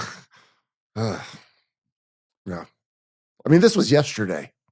Well, whose fault is it that your sperm's addictive? Sorry, man. I mean, don't apologize to me. I have no experience with that. I don't want any experience with that. I mean, like, this was like a literally 2-page, 1 sentence, like blathering word salad, schizophrenic rambling of just nonsense. I just wanted to stop. So it's nice to want things. Yeah, well, like that's my penance. My feeling is my penance for choosing poorly is I have to deal with this. Well, right? Yeah, that's generally how it goes. And her penance for fake paternity tests and all this other shit that was going on, I talk about her on podcasts. Now, if you want the shit to stop, just stop with the communication, human herpes. Can you just do that? Fuck. I don't know how I feel about being a platform for you to just air dirty laundry at you. It's not going to work, so who gives a shit? It's going to continue on. Well, then it's definitely not good content. I'm not changing the world with this. The point is, she has the power. Don't they always? Yeah, they do. It's called pussy power. It really is the power of the pussy. Yeah. But anyways, 15 years, and it's still happening.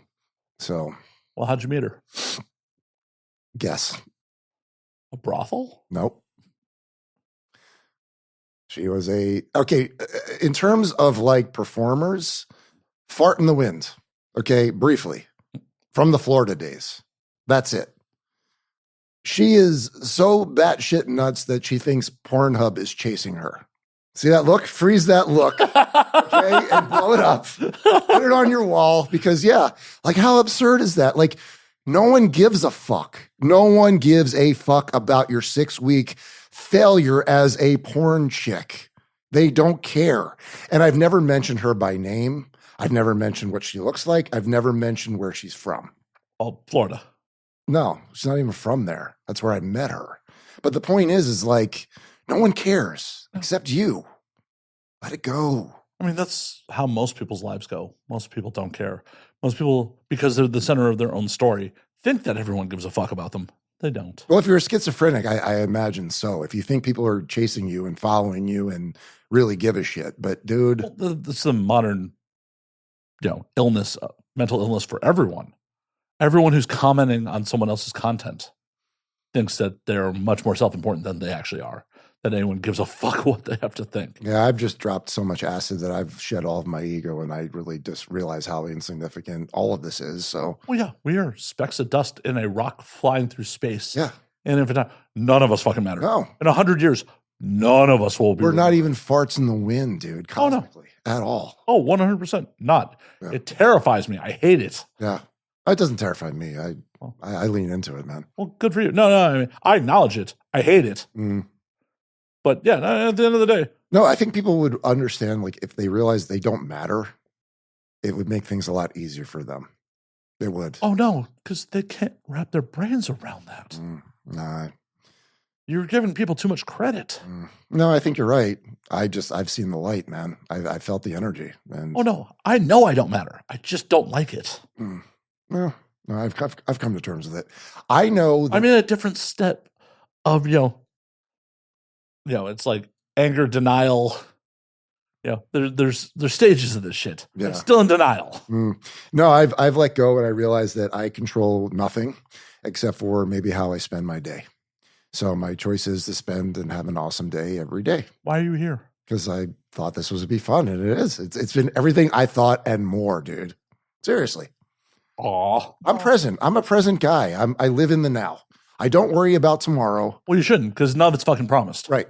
And I don't care about the past because I've learned and I've forgiven myself for all past mistakes. Well, and that's what I tell people all the time is like, it's only a problem if you don't learn from the mistake. Right. We're human. We're going to make mistakes. If you keep repeating the same fucking mistake, which I do when it comes to relationships all the time, that's the problem. Yeah. And that's on me. Yeah. Well, it happens to me too. Yeah. I mean, I thought I broke the cycle. I apparently haven't. That's okay. But there's still lessons to be learned. And you're going to learn until literally your heart stops beating. Amen now. Yeah. Maybe on air right now. Yeah. You know CPR? I do, actually. Okay, cool. Yeah. Good to... No, but that's the truth. Like, that's why I try to be just present and just make every day awesome. Well, yeah. I've said this on air multiple times. Like, I thought 5-year plans were bullshit pre-pandemic. Yeah. And the pandemic, to anyone who thought 5-year plans was a good fucking thing, should have opened their eyes. Every person who fucking died during the pandemic planned to be here right now. Right. That's true. It's true. No, the pandemic was good for me. And the fact that it made me realize that the path I was on was not going to be sustainable. So I diverted. Now every day is a fucking gift, dude. What do you do now, by the way? I chill. I write. I make my new web series. I don't know if you caught any of those videos. I don't want. Okay. Go on my Instagram. Your SEO needs to be better, apparently. Yeah. No, I mean, not really. It's just, I have like literally 15 years of Brazzers footage, and I like the whole idea of writing and creating. So basically I'm doing like director narration of one particular day, and the footage is so like beautiful because, I was good at what I did. So now I just write about and I talk about what went down on that particular day. Some people like dramatic reenactments of. No. I'm actually using the footage. It's, as far as I'm concerned, fair use, in terms of everything. That sounds like a discussion between you and ALO's lawyers. Well, I'll have that discussion. You have to understand something. I came from a very good journalism school of Syracuse University. My communications law class told me about fair use. That company is of the public interest. They are all over the media. My commentary, people want to know about it. I can argue fair use, and we will just see how that all goes. Oh, for sure. But I'm not saying you won't prevail in the court of law. I'm just saying we just don't know, dude. No. I don't even think they would want to bother, because all they'll be doing is giving me more publicity. That's really what would happen. But the truth is, man, like, we have so many stories from those 15 years of footage that I'll be able to craft these videos on and on and on. Now, the herd has been, unsettled a little bit. I've heard from people. They're like, you're making me look like I'm a crazy person. I'm like, it's just all in good fun. I'm not trying to hurt you or harm you. I'm just... Yeah, not everyone has a sense of humor about that shit. They take themselves seriously. Well, yeah. Yeah. They spent time crafting a brand and developing an image. So, yeah, they're taking themselves seriously. They feel their livelihood's tied. I think it's minimal impact, especially from little old me.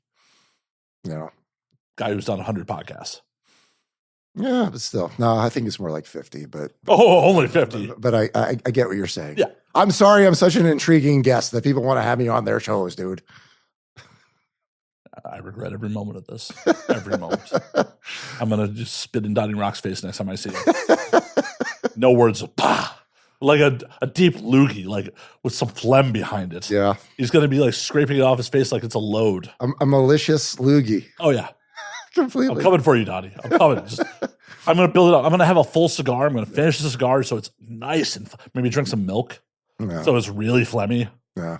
Well, dude, that's the point of not giving a fuck anymore. Because I've lost all fucks. They're gone. Also, your livelihood's not tied to this anymore. True. It isn't. And that's very liberating in that sense, How are you making ends meet? I did fine. I did real estate investments. I've saved my money. I never got married. I never reproduced. So that you know of.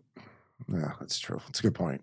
Yeah. But the point is that the secret to life, boys and girls, is having a small nut. And if you reduce your nut as much as possible, you don't need much. So as long as I live within my means, I don't really have to do much. And that's not to say I don't want to work. I just spent a lot of time in my life working for people I loathe and despise, that I don't want to waste my precious moments anymore doing that. I mean, I feel like that's a very common experience for most people. Most people work for people that they do not like. Of course. No, I agree. I think a lot of people are on the elliptical of life because they did reproduce and they got married and they have to sustain that.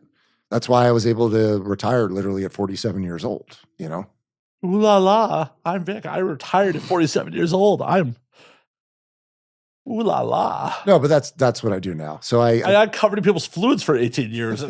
I write every day. I get better at the piano. I hang out with my dogs. I just chill. That's what I do all day. You ask, so I'm telling you. It's a lovely existence. I'm very grateful for it. But it's not like I didn't put the work in. I did. I grinded for a while. And it took a toll, but I came out better. I think being away from it all, processing it, writing the book, doing all that, it got me on the better side. It kept me in the light. Is there any thoughts on doing a follow-up book?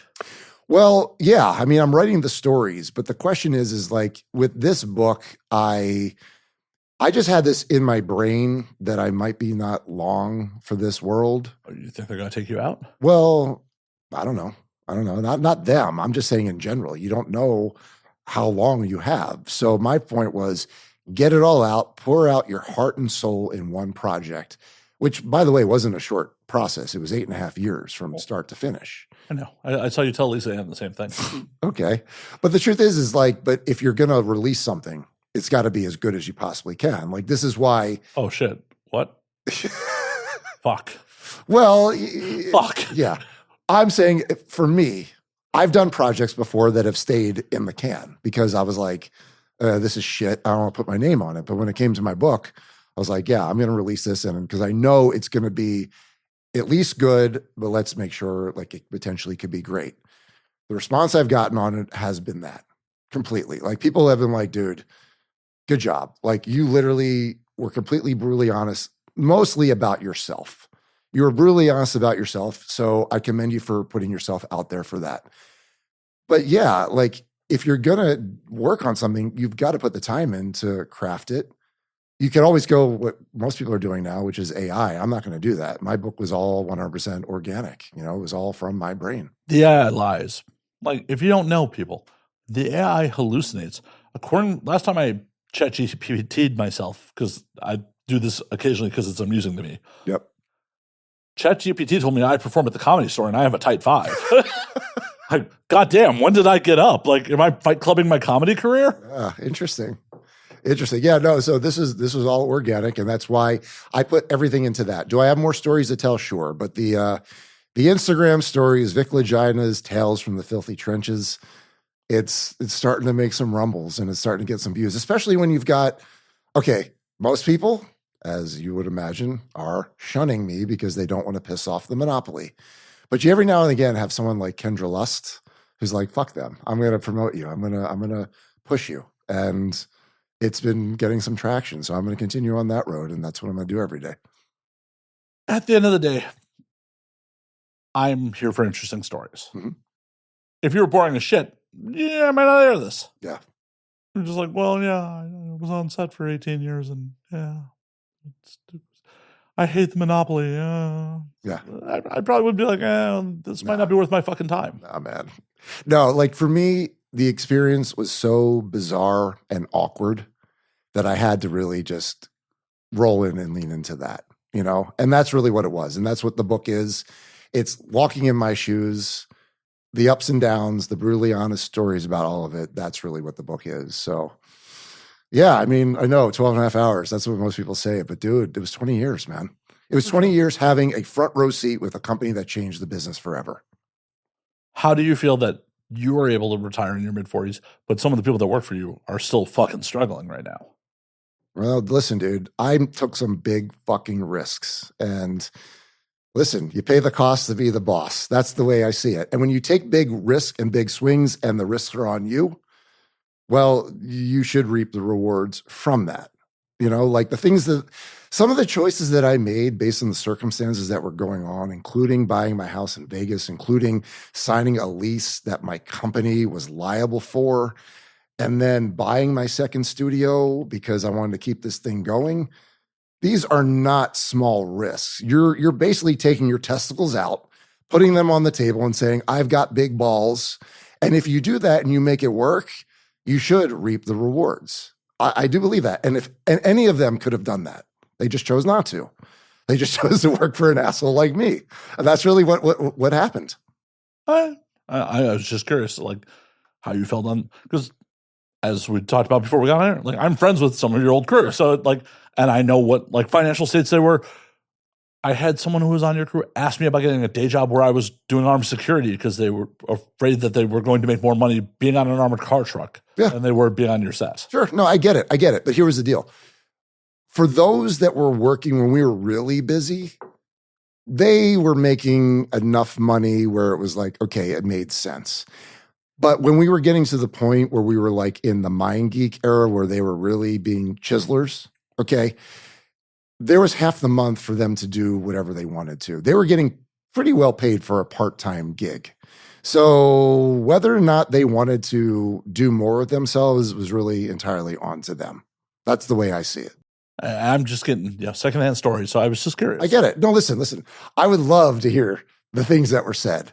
Oh, he's cheap. Oh, he's banking all the money. All this, all that. I can imagine it. But dude, I was making a fee that I negotiated for myself on the shoot, just like they were.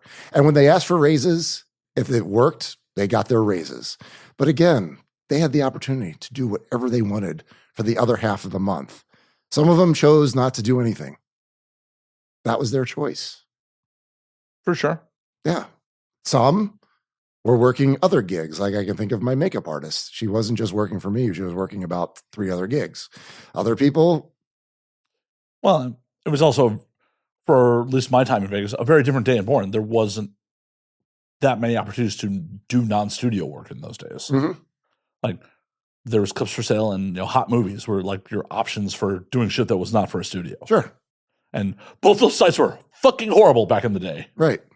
No, I think like the situation was if you wanted to make more money, then find a side hustle that isn't porn, if you can. Vegas doesn't have a ton of opportunities. It doesn't. No, I mean, I'm still there and I'm like, okay, what do I get into next? And Well, and because LA is so goddamn expensive, I've kicked around going back. Hell, I almost moved back in 21 I did move back for a month in 21, but that was also specifically for a gig. Mm-hmm. And then 3 weeks later, yeah, working for a crazy person didn't work out. Okay. But you're thinking about going back? Part of me is thinking about going back. Well, if you need a place to stay, man, you can stay with me, man. No, I got tons of room. I just met you today. That sounds like a horrible idea. No, does it? Yes. No, you're pushing this way too hard for this to not feel like a horrible idea. I'm just saying it's very chill there, very quiet, very peaceful. And you seem like a good dude. I don't think you would be a bad roommate. Ask anyone who's ever lived with me. You'd be wrong. Well, okay, I'll revisit that one. Could be the booze talking, but well, this is how I sucker people in. Yeah. I honestly should not live with other people. I've realized this as an adult. Like, I am fucking particular, and also just like, if you fuck with my money, I get fucking crazy. I agree with you.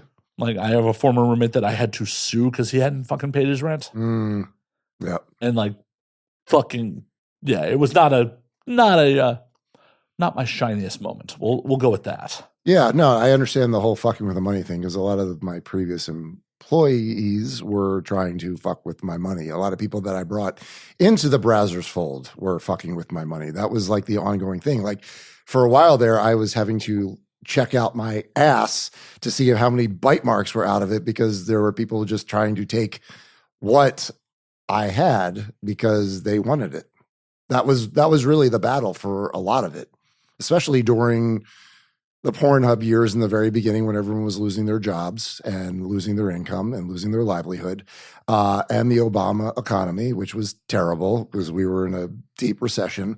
So yeah, that was recipe for people wanting to take what was mine. And I was trying to shoot porn in addition to fending off attacks from outside and inside of my organization. I mean, that's really what was going down. Well, why keep people around that were trying to take a bite out of you? There was like the Godfather mentality of it where keep your friends close, your enemies closer kind of situation. That was happening, a lot of it. It was a lot of like Machiavellian scheming to try to outmaneuver, outlast. But there was a time too where I brought in like the Kieran Lees, the Brett Brandos, a lot of them. Like I brought these guys into the fold and it wound up costing me dearly because I was really doing it because I was trying to help out the company that I thought fondly of at the time. But you realize quickly, it's like, you have to be a ruthless fucking bastard in this industry. No, that's just life. I understand, but I'm not wired that way. I wanted to help people. And well, helping individuals is fine.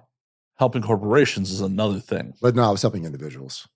And it wound up biting me in the ass. But it's all in the book. It's all part of the journey, you know? These things happen. Yeah. As long as you don't repeat the mistakes. Of course. I learned. After a while, I was like, I'm not helping out anyone. Fuck everyone. You literally just invite me to live in your home. No, I'm just saying, if you ever come to Vegas, you need a like, place to it's like, I'm not looking to help anyone, but you could live in my home. Like, what? I'm just saying, dude, if you're thinking about it and you want to you need a place, you need a pinch, reach out to me and we'll talk. That's all.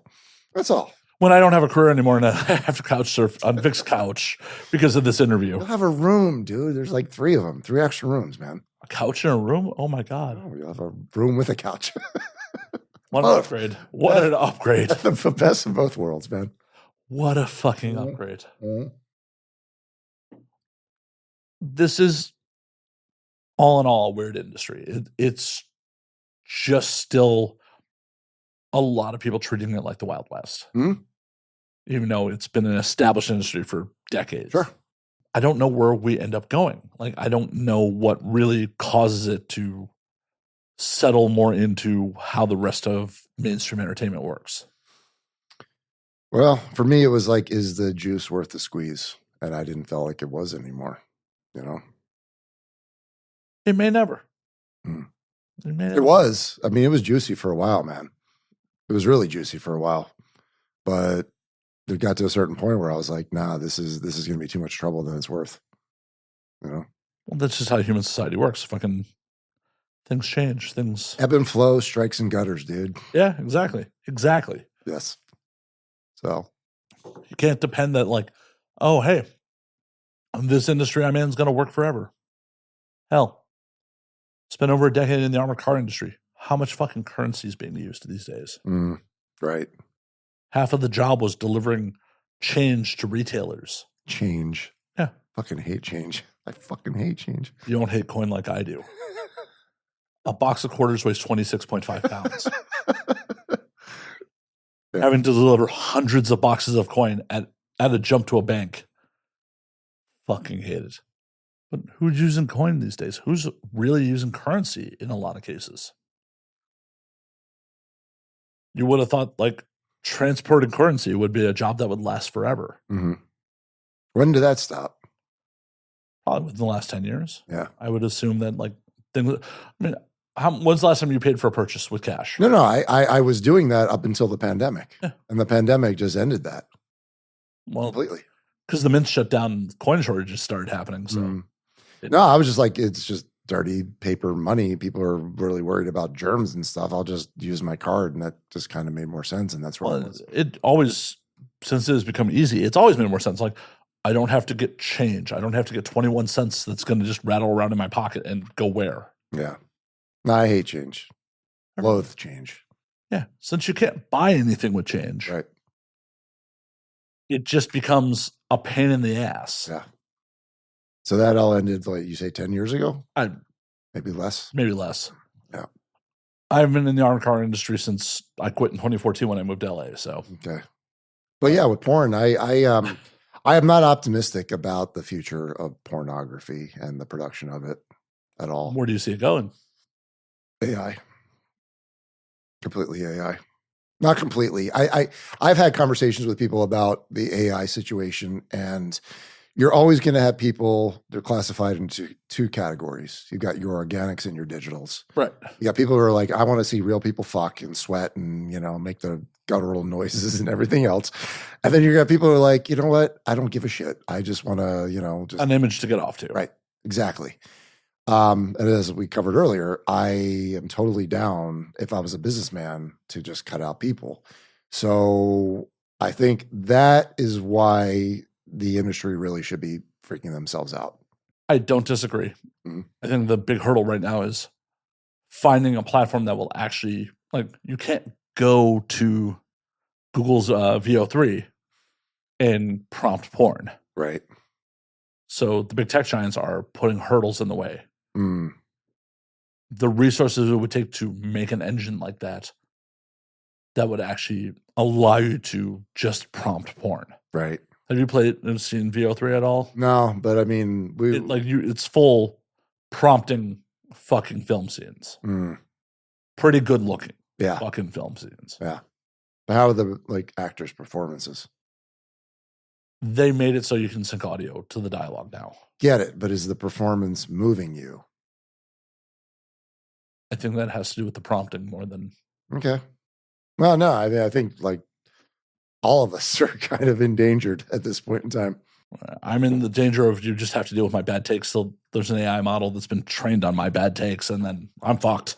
I think the reality is, though, and I go back to the whole Mission Impossible thing, I have respect for the manpower that goes behind great filmmaking. And you're going to have your purists that are going to hold on to that. For how long? You're right. I don't know. I mean, in the early 1900s, how many people were like, horses or nothing? Right. No, I agree with you. I think it's a generational thing. And I think after a certain point, the old fogies like you and I are going to be like, people won't know any better. Yeah. No, I know. You're right. So what are we, 25 years out? 10, 15? 10, maybe? Yeah, maybe. And how fast this shit's coming? I know. I was like talking about this earlier, man. I was born in the early 70s, and seeing things in the 80s and 90s before cell phones and all that shit. And just watching technology advance in the last 25 years. Fucking mind-blowing, dude. Well, I tell people I tell people all the time, like, the early 2000s had more in common with the 70s than they do now. Yeah. Yeah. So you think what happened in the last 25 years? Let's go from 2025 to 2050. Yeah. Mind blown, dude. I'll be dead. You think so? Amen now. You think your liver's going to give out by then? One of the organs. It's a race. You just wouldn't figure out which one it is. I'll be dead. I won't care. How old are you? 44. So I got 7 years on you. Yeah. No, I think I'm gonna make myself into like the 80s or 90s, unfortunately. Well, unfortunately, but it's a crapshoot because my father's side dies fairly young. Mm, My mother's side is really fucking like my grandparents on my mother's side outlived my father yeah. by Yeah. like a couple of years. Yeah, no, mine's reverse. My mother died when she was 44. My father is now 82. The wheels are wobbly. It's bad. I'm thinking that I should probably take up like heroin by the time I'm 78. Why wait? Because that's when the shit gets wobbly. Like there's still good years ahead, but like Yeah, on heroin, it'll be amazing. I'm thinking like maybe go to Thailand and just have like Don't do heroin in Thailand. They'll put you in a weird prison. I thought that was Oh no, the Thai don't. I thought it was Singapore. Oh no, Singapore will execute you. Yeah, exactly. Thailand will just put you in a prison with 100 dudes where you're lying on And top what the of each other. fuck is with Bangkok? I hear Bangkok is a free for all. For sex, not drugs. Well, I guess I got to rethink this strategy. But the image I have is like an Asian with their titties out, like lighting my opium pipe and, casually sending me into the afterlife. Like that's how I think it's going to go. You can definitely do that in Vegas. You don't have to travel clear across the world for that. Okay. All right. Well, but that's kind of like the idea when shit starts getting like, fuck, this is too much to bear. Well, yeah, that's a good time to take up opioids. Yeah, I'm going to die. Well, someone from my comment section is going to take me out on the strip like that poor bastard who died in Vegas last weekend. Yeah. Did you hear about that? Well, yeah, there was an execution in front of the Bellagio. Yeah, that's what I'm talking about. Like, okay. Someone from my comment section is definitely going to take me out like that at some point. I call them idiots all the time. Yeah. Yeah, no, I don't know, man. That's kind of how I see things going. But I don't know. Until then, every day is a gift. Make the best of it. A gift, really? Yeah, I see it that way. I wake up and I'm like, you know what? I'm so happy to be here. I've got my dogs waking me up every day saying, hi, how are you? We're going to have an awesome day today. Seriously, that's how my day starts every day. You can't get better than that, man. Oh, you definitely could. How? Hookers and blow? I've done that, though. I've done that already. That got old. Well, the dogs are going to get old, too, and then they're going to die, and you're going to still be here. Another dog. Another dog. Wow. Yeah. You're a sociopath about your dogs. You're just like, yeah, they could die. It's cool. No. I think I've just got it done. I've ushered them into the afterlife so many times in so many different circumstances. Sometimes, they've gone too soon. Sometimes, like, it was their time and they called their shot and I was holding them in my arms. Sometimes they just needed a little help, and they had literally someone putting them down. I've done all of that and I've experienced every single variation of a dog's death, and they're all sad, but they're all beautiful. And the truth is our lifespan is so long that we're able to enjoy so many of these miraculous beasts during our lifetime. So I'm gonna, they're angels, man. I'm gonna be with as many dogs as I possibly can and give them the best possible lives as I can. Fair enough. Yeah. I'm curious. Do you think there's anything after this? Of course. Well, here's the thing. What are we in? Are we in a simulation? I believe we are. Someone left the keyboard a long time ago. Fine. Or we're in an episode of The Sims where they took the ladder from the fucking pool and walked away. Or they have the dial and they're like, well, crazy. Let's see what they do. And then let's dial it back and let's go a little crazy. And let's. Oh, no, it's always been crazy. We've just gained more access to information and are aware of how crazy it is. It's always been crazy. Of course. Well, I think crazy is relative. Sure. You ask people from the 1500s, they're like, oh, shit, fucking crazy. They're chaining us to like these Iron Maidens and torturing us. But we're traveling for years or months at a time to enforce our religious will on other people because they're on some land that we think, a fucking mystical carpenter was born on. Yeah. No, I'm with you, dude. And that's what I'm saying. I think we've been in crazy mode on the simulation for a while. Forever. Yeah. Well, yes. And so it's all relative. We're the only animal on the planet that does all of this shit. I think the goal of all of this is get through to the end without blowing your fucking brains out. Because if you can do that, you won the game of life or whatever it is. I mean, depending on the situation, that might be a better way to go. When you're Hunter S. Thompson, who has terminal fucking cancer, I think Hunter may have made the right choice. Do you really want to wither away in a fucking hotel, like a hospital room, hooked up to IVs and just dying in pain? I'd have an Asian with her titties out lighting my fucking opium pipe. That's what I would do. What kind of cancer do you need to be like, okay, we're just doing this right now? I don't know. I don't think about that. I used to. Well, you should know. Well, sure, but I used to be like the ones that were getting like the annual checkup and the blood work and all that stuff, and then I've kind of adopted the whole line of thinking of stop with this shit. Like whatever's going to happen is going to happen. Like do the work out every day, put good things in your body, eat organic food. I do all of this thing. I do. I know you're looking at me like I'm a crazy person. I mean, I do none of that. I do. I am doing the best to put like my vessel to be in the best position to win the fucking marathon. But the truth is, like, if something is going to take me out, I'm not afraid of it, man. I'm not. I'm actually very morbidly curious about it. I am. Well, you should be. We're all going to die eventually. Of course. And we all, my opinion, we have 1,000 times. You know, this is all a fucking cycle, you know? So you believe in actual reincarnation? Yeah, I do. And I don't necessarily believe it's going to be this. So what did you do in a past life to end up here? I don't know. Something good, because I have a good life. I have a good life, dude. There's nothing. No one with a good life ends up on the show. Yeah, no, I disagree with you, dude. I disagree with you. That's all perspective, man. I'm like thinking. No. Sometimes I just say things to be fucking contrary. No. I'm enjoying the journey. Like I literally am. Well, that's what you have to do. Yeah.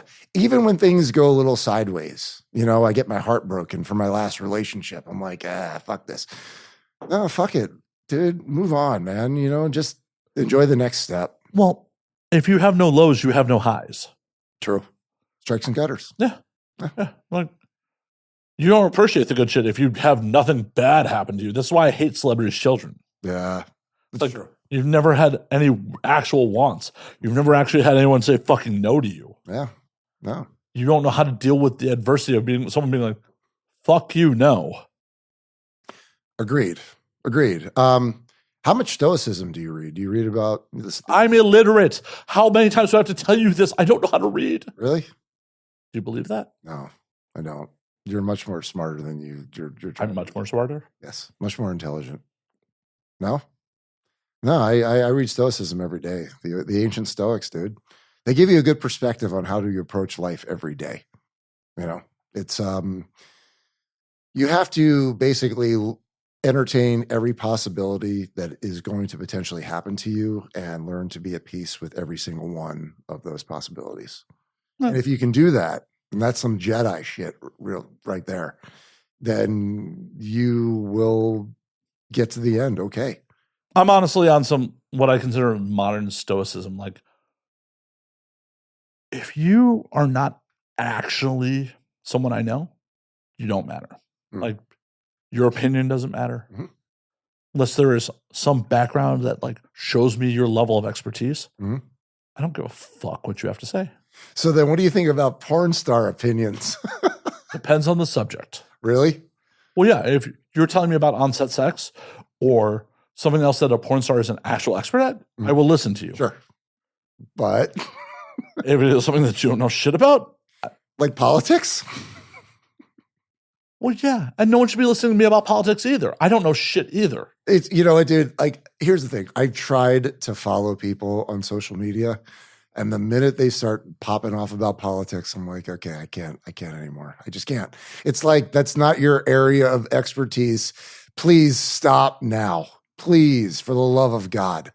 My overarching thought process on most things is like, if it does not personally affect you and you're not an expert on it, why the fuck are you commenting on it? Agreed. And they really enjoy commenting on it. I'm like, I'm really trying not to unfollow, but you're making it very, very hard. Yeah, and you're welcome to your opinion, but don't think anyone should follow your opinion like it's the fucking gospel. No, I agree. I think just lay off of it, because you're abandoning at least half of your audience when you do that. Depending which way you swing. I don't care where people lean politically. I really don't. I'm just thinking, like, come on, porn stars, stop being political. There's really no reason for it. Well, I understand why they do it. I understand that social media gives them a voice and a platform, so they feel the need to express it. Doesn't mean they're right. Doesn't mean they're wrong. It just means that they have the ability to express themselves and an audience to listen to them. And in most cases, the audience should be like, why am I listening to you about this? I come to you to fucking get sexual gratification. And I'm not saying they're wrong, whatever their opinion is, but you need to take everything with a grain of salt. Like, I tell people constantly, do not listen to me. I don't know shit. If you want to know about booze and travel, that's what I know about. But here's the thing. They don't realize that they are merely a fart in the wind. Everyone is. Exactly. And these porn stars really need to realize they're a fart in the wind. Stop. That's not just a porn star thing. That is not just the industry. Of course. That is everyone on social media. Humanity. It's humanity. Humanity. I agree with you. Humanity, every fucking person who comments on someone's bullshit thinks they're the center of the fucking universe and their opinion fucking matters. I know. It's so sad. I don't know if you've ever looked at my comment section on IG. Oh, you should. It's pretty comical. Where I actively remind people, like, you only speak for yourself. Like, oh, we all think she's a whore. Like, no, dog, you think she's a whore. And no one actually thinks your opinion matters. You're an anonymous account with no fucking profile picture. Please tell me what you've done in this world besides you spend time doing this? Oh, yeah, because engagement metrics are a thing. Okay, yeah, I get it. Oh, I know. I'm not emotionally invested. I don't care what you comment as long as you comment. Okay. I tell them that, too. I'm like, I literally don't care. Thank you for the support. I do not care what you actually have to say as long as you say something. I will say something inflammatory back to you to get you to comment again to help my engagement metrics. I love it. Okay, I'm learning things. Because none of you matter. Yeah, it's true. I don't either. That's why one of them is going to shoot me one day. Just shoot me fucking dead. You think so? Probably. You think that's how it's going to go? I think I don't live stream, so I don't tell them where I'm going to be immediately. Yeah. It's going to be a convention. No, in my book, I predicted my death, which is getting shot by a jaded something or other. So maybe that's a prophecy. Who knows? Are we murder suiciding it tonight? No. I'm just saying, like, murder suicide. No. Or suicide murder. Let's not do that. Let's not. No, I'm just saying. We have a witness. Yeah. No. That's my call. You know, someone might want. I only signed up for this for the murder suicide. Yeah. I was promised a murder suicide. Donnie, what the fuck, man? You told me there was going to be a murder suicide. Donnie fucking Rock. Donnie, why would you lie to me about this? I thought I was finally going to be out of this motherfucker. Well, you know, Asians with titties out, opium. You know, try it. Yeah, I like stimulants and hallucinogens. Well, actually, I mostly like hallucinogens, but me too. No, they've helped me. Have they helped you? Have a good time. No, but not like, you know. No, they definitely have. Yeah, no, they help me. A lot of people are afraid of the hallucinogens, and I will say that having had, you know, younger trauma, as we all have, and being close. Anyone who's interesting. Yeah. Oh, yeah. Only boring people don't have trauma. It's helped me. It's helped me open up in that sense. So I have not spent hundreds and thousands of dollars on psychotherapy. Instead, I've just gone the $5 acid tab, and it's worked out lovingly. My beef, I've said this 100 times. My beef with acid is just such a time commitment. Of course. Even when you're like laying down, you're not sleeping, you're vibrating.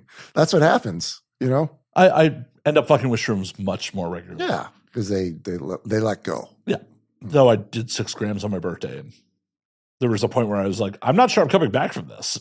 What are you doing tomorrow night? Do you want to go Grateful Shred? Not really. I don't. Honest answer. Appreciate it. It's at the Fonda. I know. Yeah. But that sounds like a jam band. Yeah, it's fun, though. It's a good time. Yeah. Poor pussy choices trauma right there. Oh, no. A girl dragged me in the mid-aughts to the Marshall Trucker Band, and they were jamming out. It was fucking horrible. Yeah. Oh. Pussy was not worth it. Oh, no. I've seen Shred before. They're fucking pretty badass. So that's where I'm going to be. And that's why I'm here. In addition to having this delightful conversation, which I'm enjoying. The show was first. I understand. Well, it was all big whole thing. I'm not going to do one without the other. Hand in hand. Seriously. If I'd been like, no, I'm not available, you would have not come in for the show. Exactly. I don't believe you. I don't know. I'm serious. We do it all in one, man. It literally, I bought my show tickets after you said yes. That's the truth. All right. Yeah. And I bought my plane ticket after you said yes. So. Well, I'm happy to have said yes. Yeah. No. Have you been enjoying yourself? Never. No. I do this because, they're going to execute my mother if I don't do an episode every week. Well, we've had a long conversation, so you've somewhat enjoyed the conversation. No, I just want to keep my mom alive. They're holding her hostage. They just made me put out a podcast every week. Otherwise, I don't know why I'm doing this bit. I do not know. I'll blame the booze on just... Yeah. Oh, you've crushed that. I crushed my bottle. Well, yeah. One of them has a slightly higher proof than the other. True. And the fact that I'm not even boozing these days and I crushed a whole bottle and I'm still like somewhat intelligent and coherent. I don't know about the intelligent part, but the coherent part. Oh, there you go. Post will tell. Yeah. We just don't know, dude. Never know. Like when I come back to this week's, I'm like, what the fuck did I say? You have those moments? Oh, there have been whole episodes where I'm like, did I save it? One day I'll have a PA. One day. Yeah. No, man. All in one show. I dig it. It's a thing. It'll continue to be a thing. But I hate to do it. We're actually going to call last call on this motherfucker. Okay. Before we get you out of here, Vic. Mm-hmm. Tell them where they can find you on things. Tell them where they can buy the book. Put a little money in your pocket for this fucking trauma. Yeah, no. It wasn't traumatic at all. Go to viclagina.com.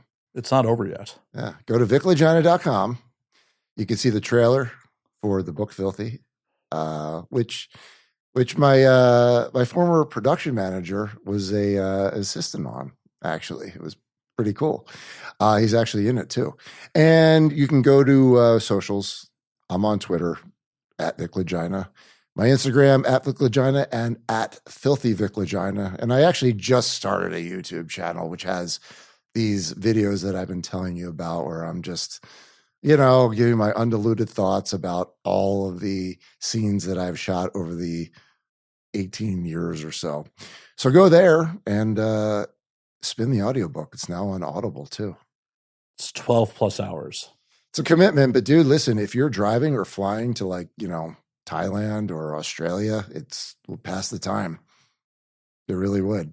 I generally put Alice in Chains' Jar of Flies on repeat when I'm on a place that long. For those who don't have ADHD, you could, spin it and get a good tale of how this crazy pornographer existed and survived the porn world for 20 fucking years.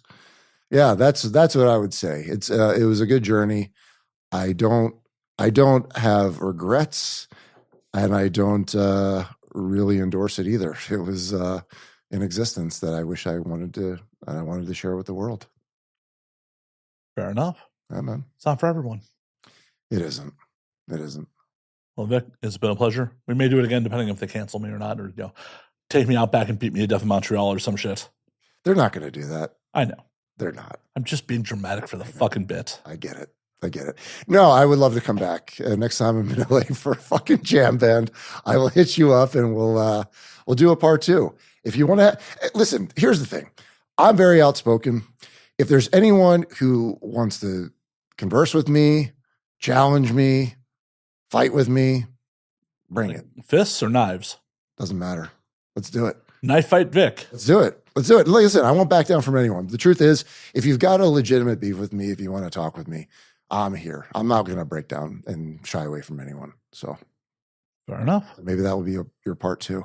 Someone stabbing you? I mean, I don't want blood on my floor. Someone having a problem with me that wants to get into it. I'm happy to do it. All right. I see you have another microphone here, so maybe. That's an illusion. Until next week, drink up, motherfuckers.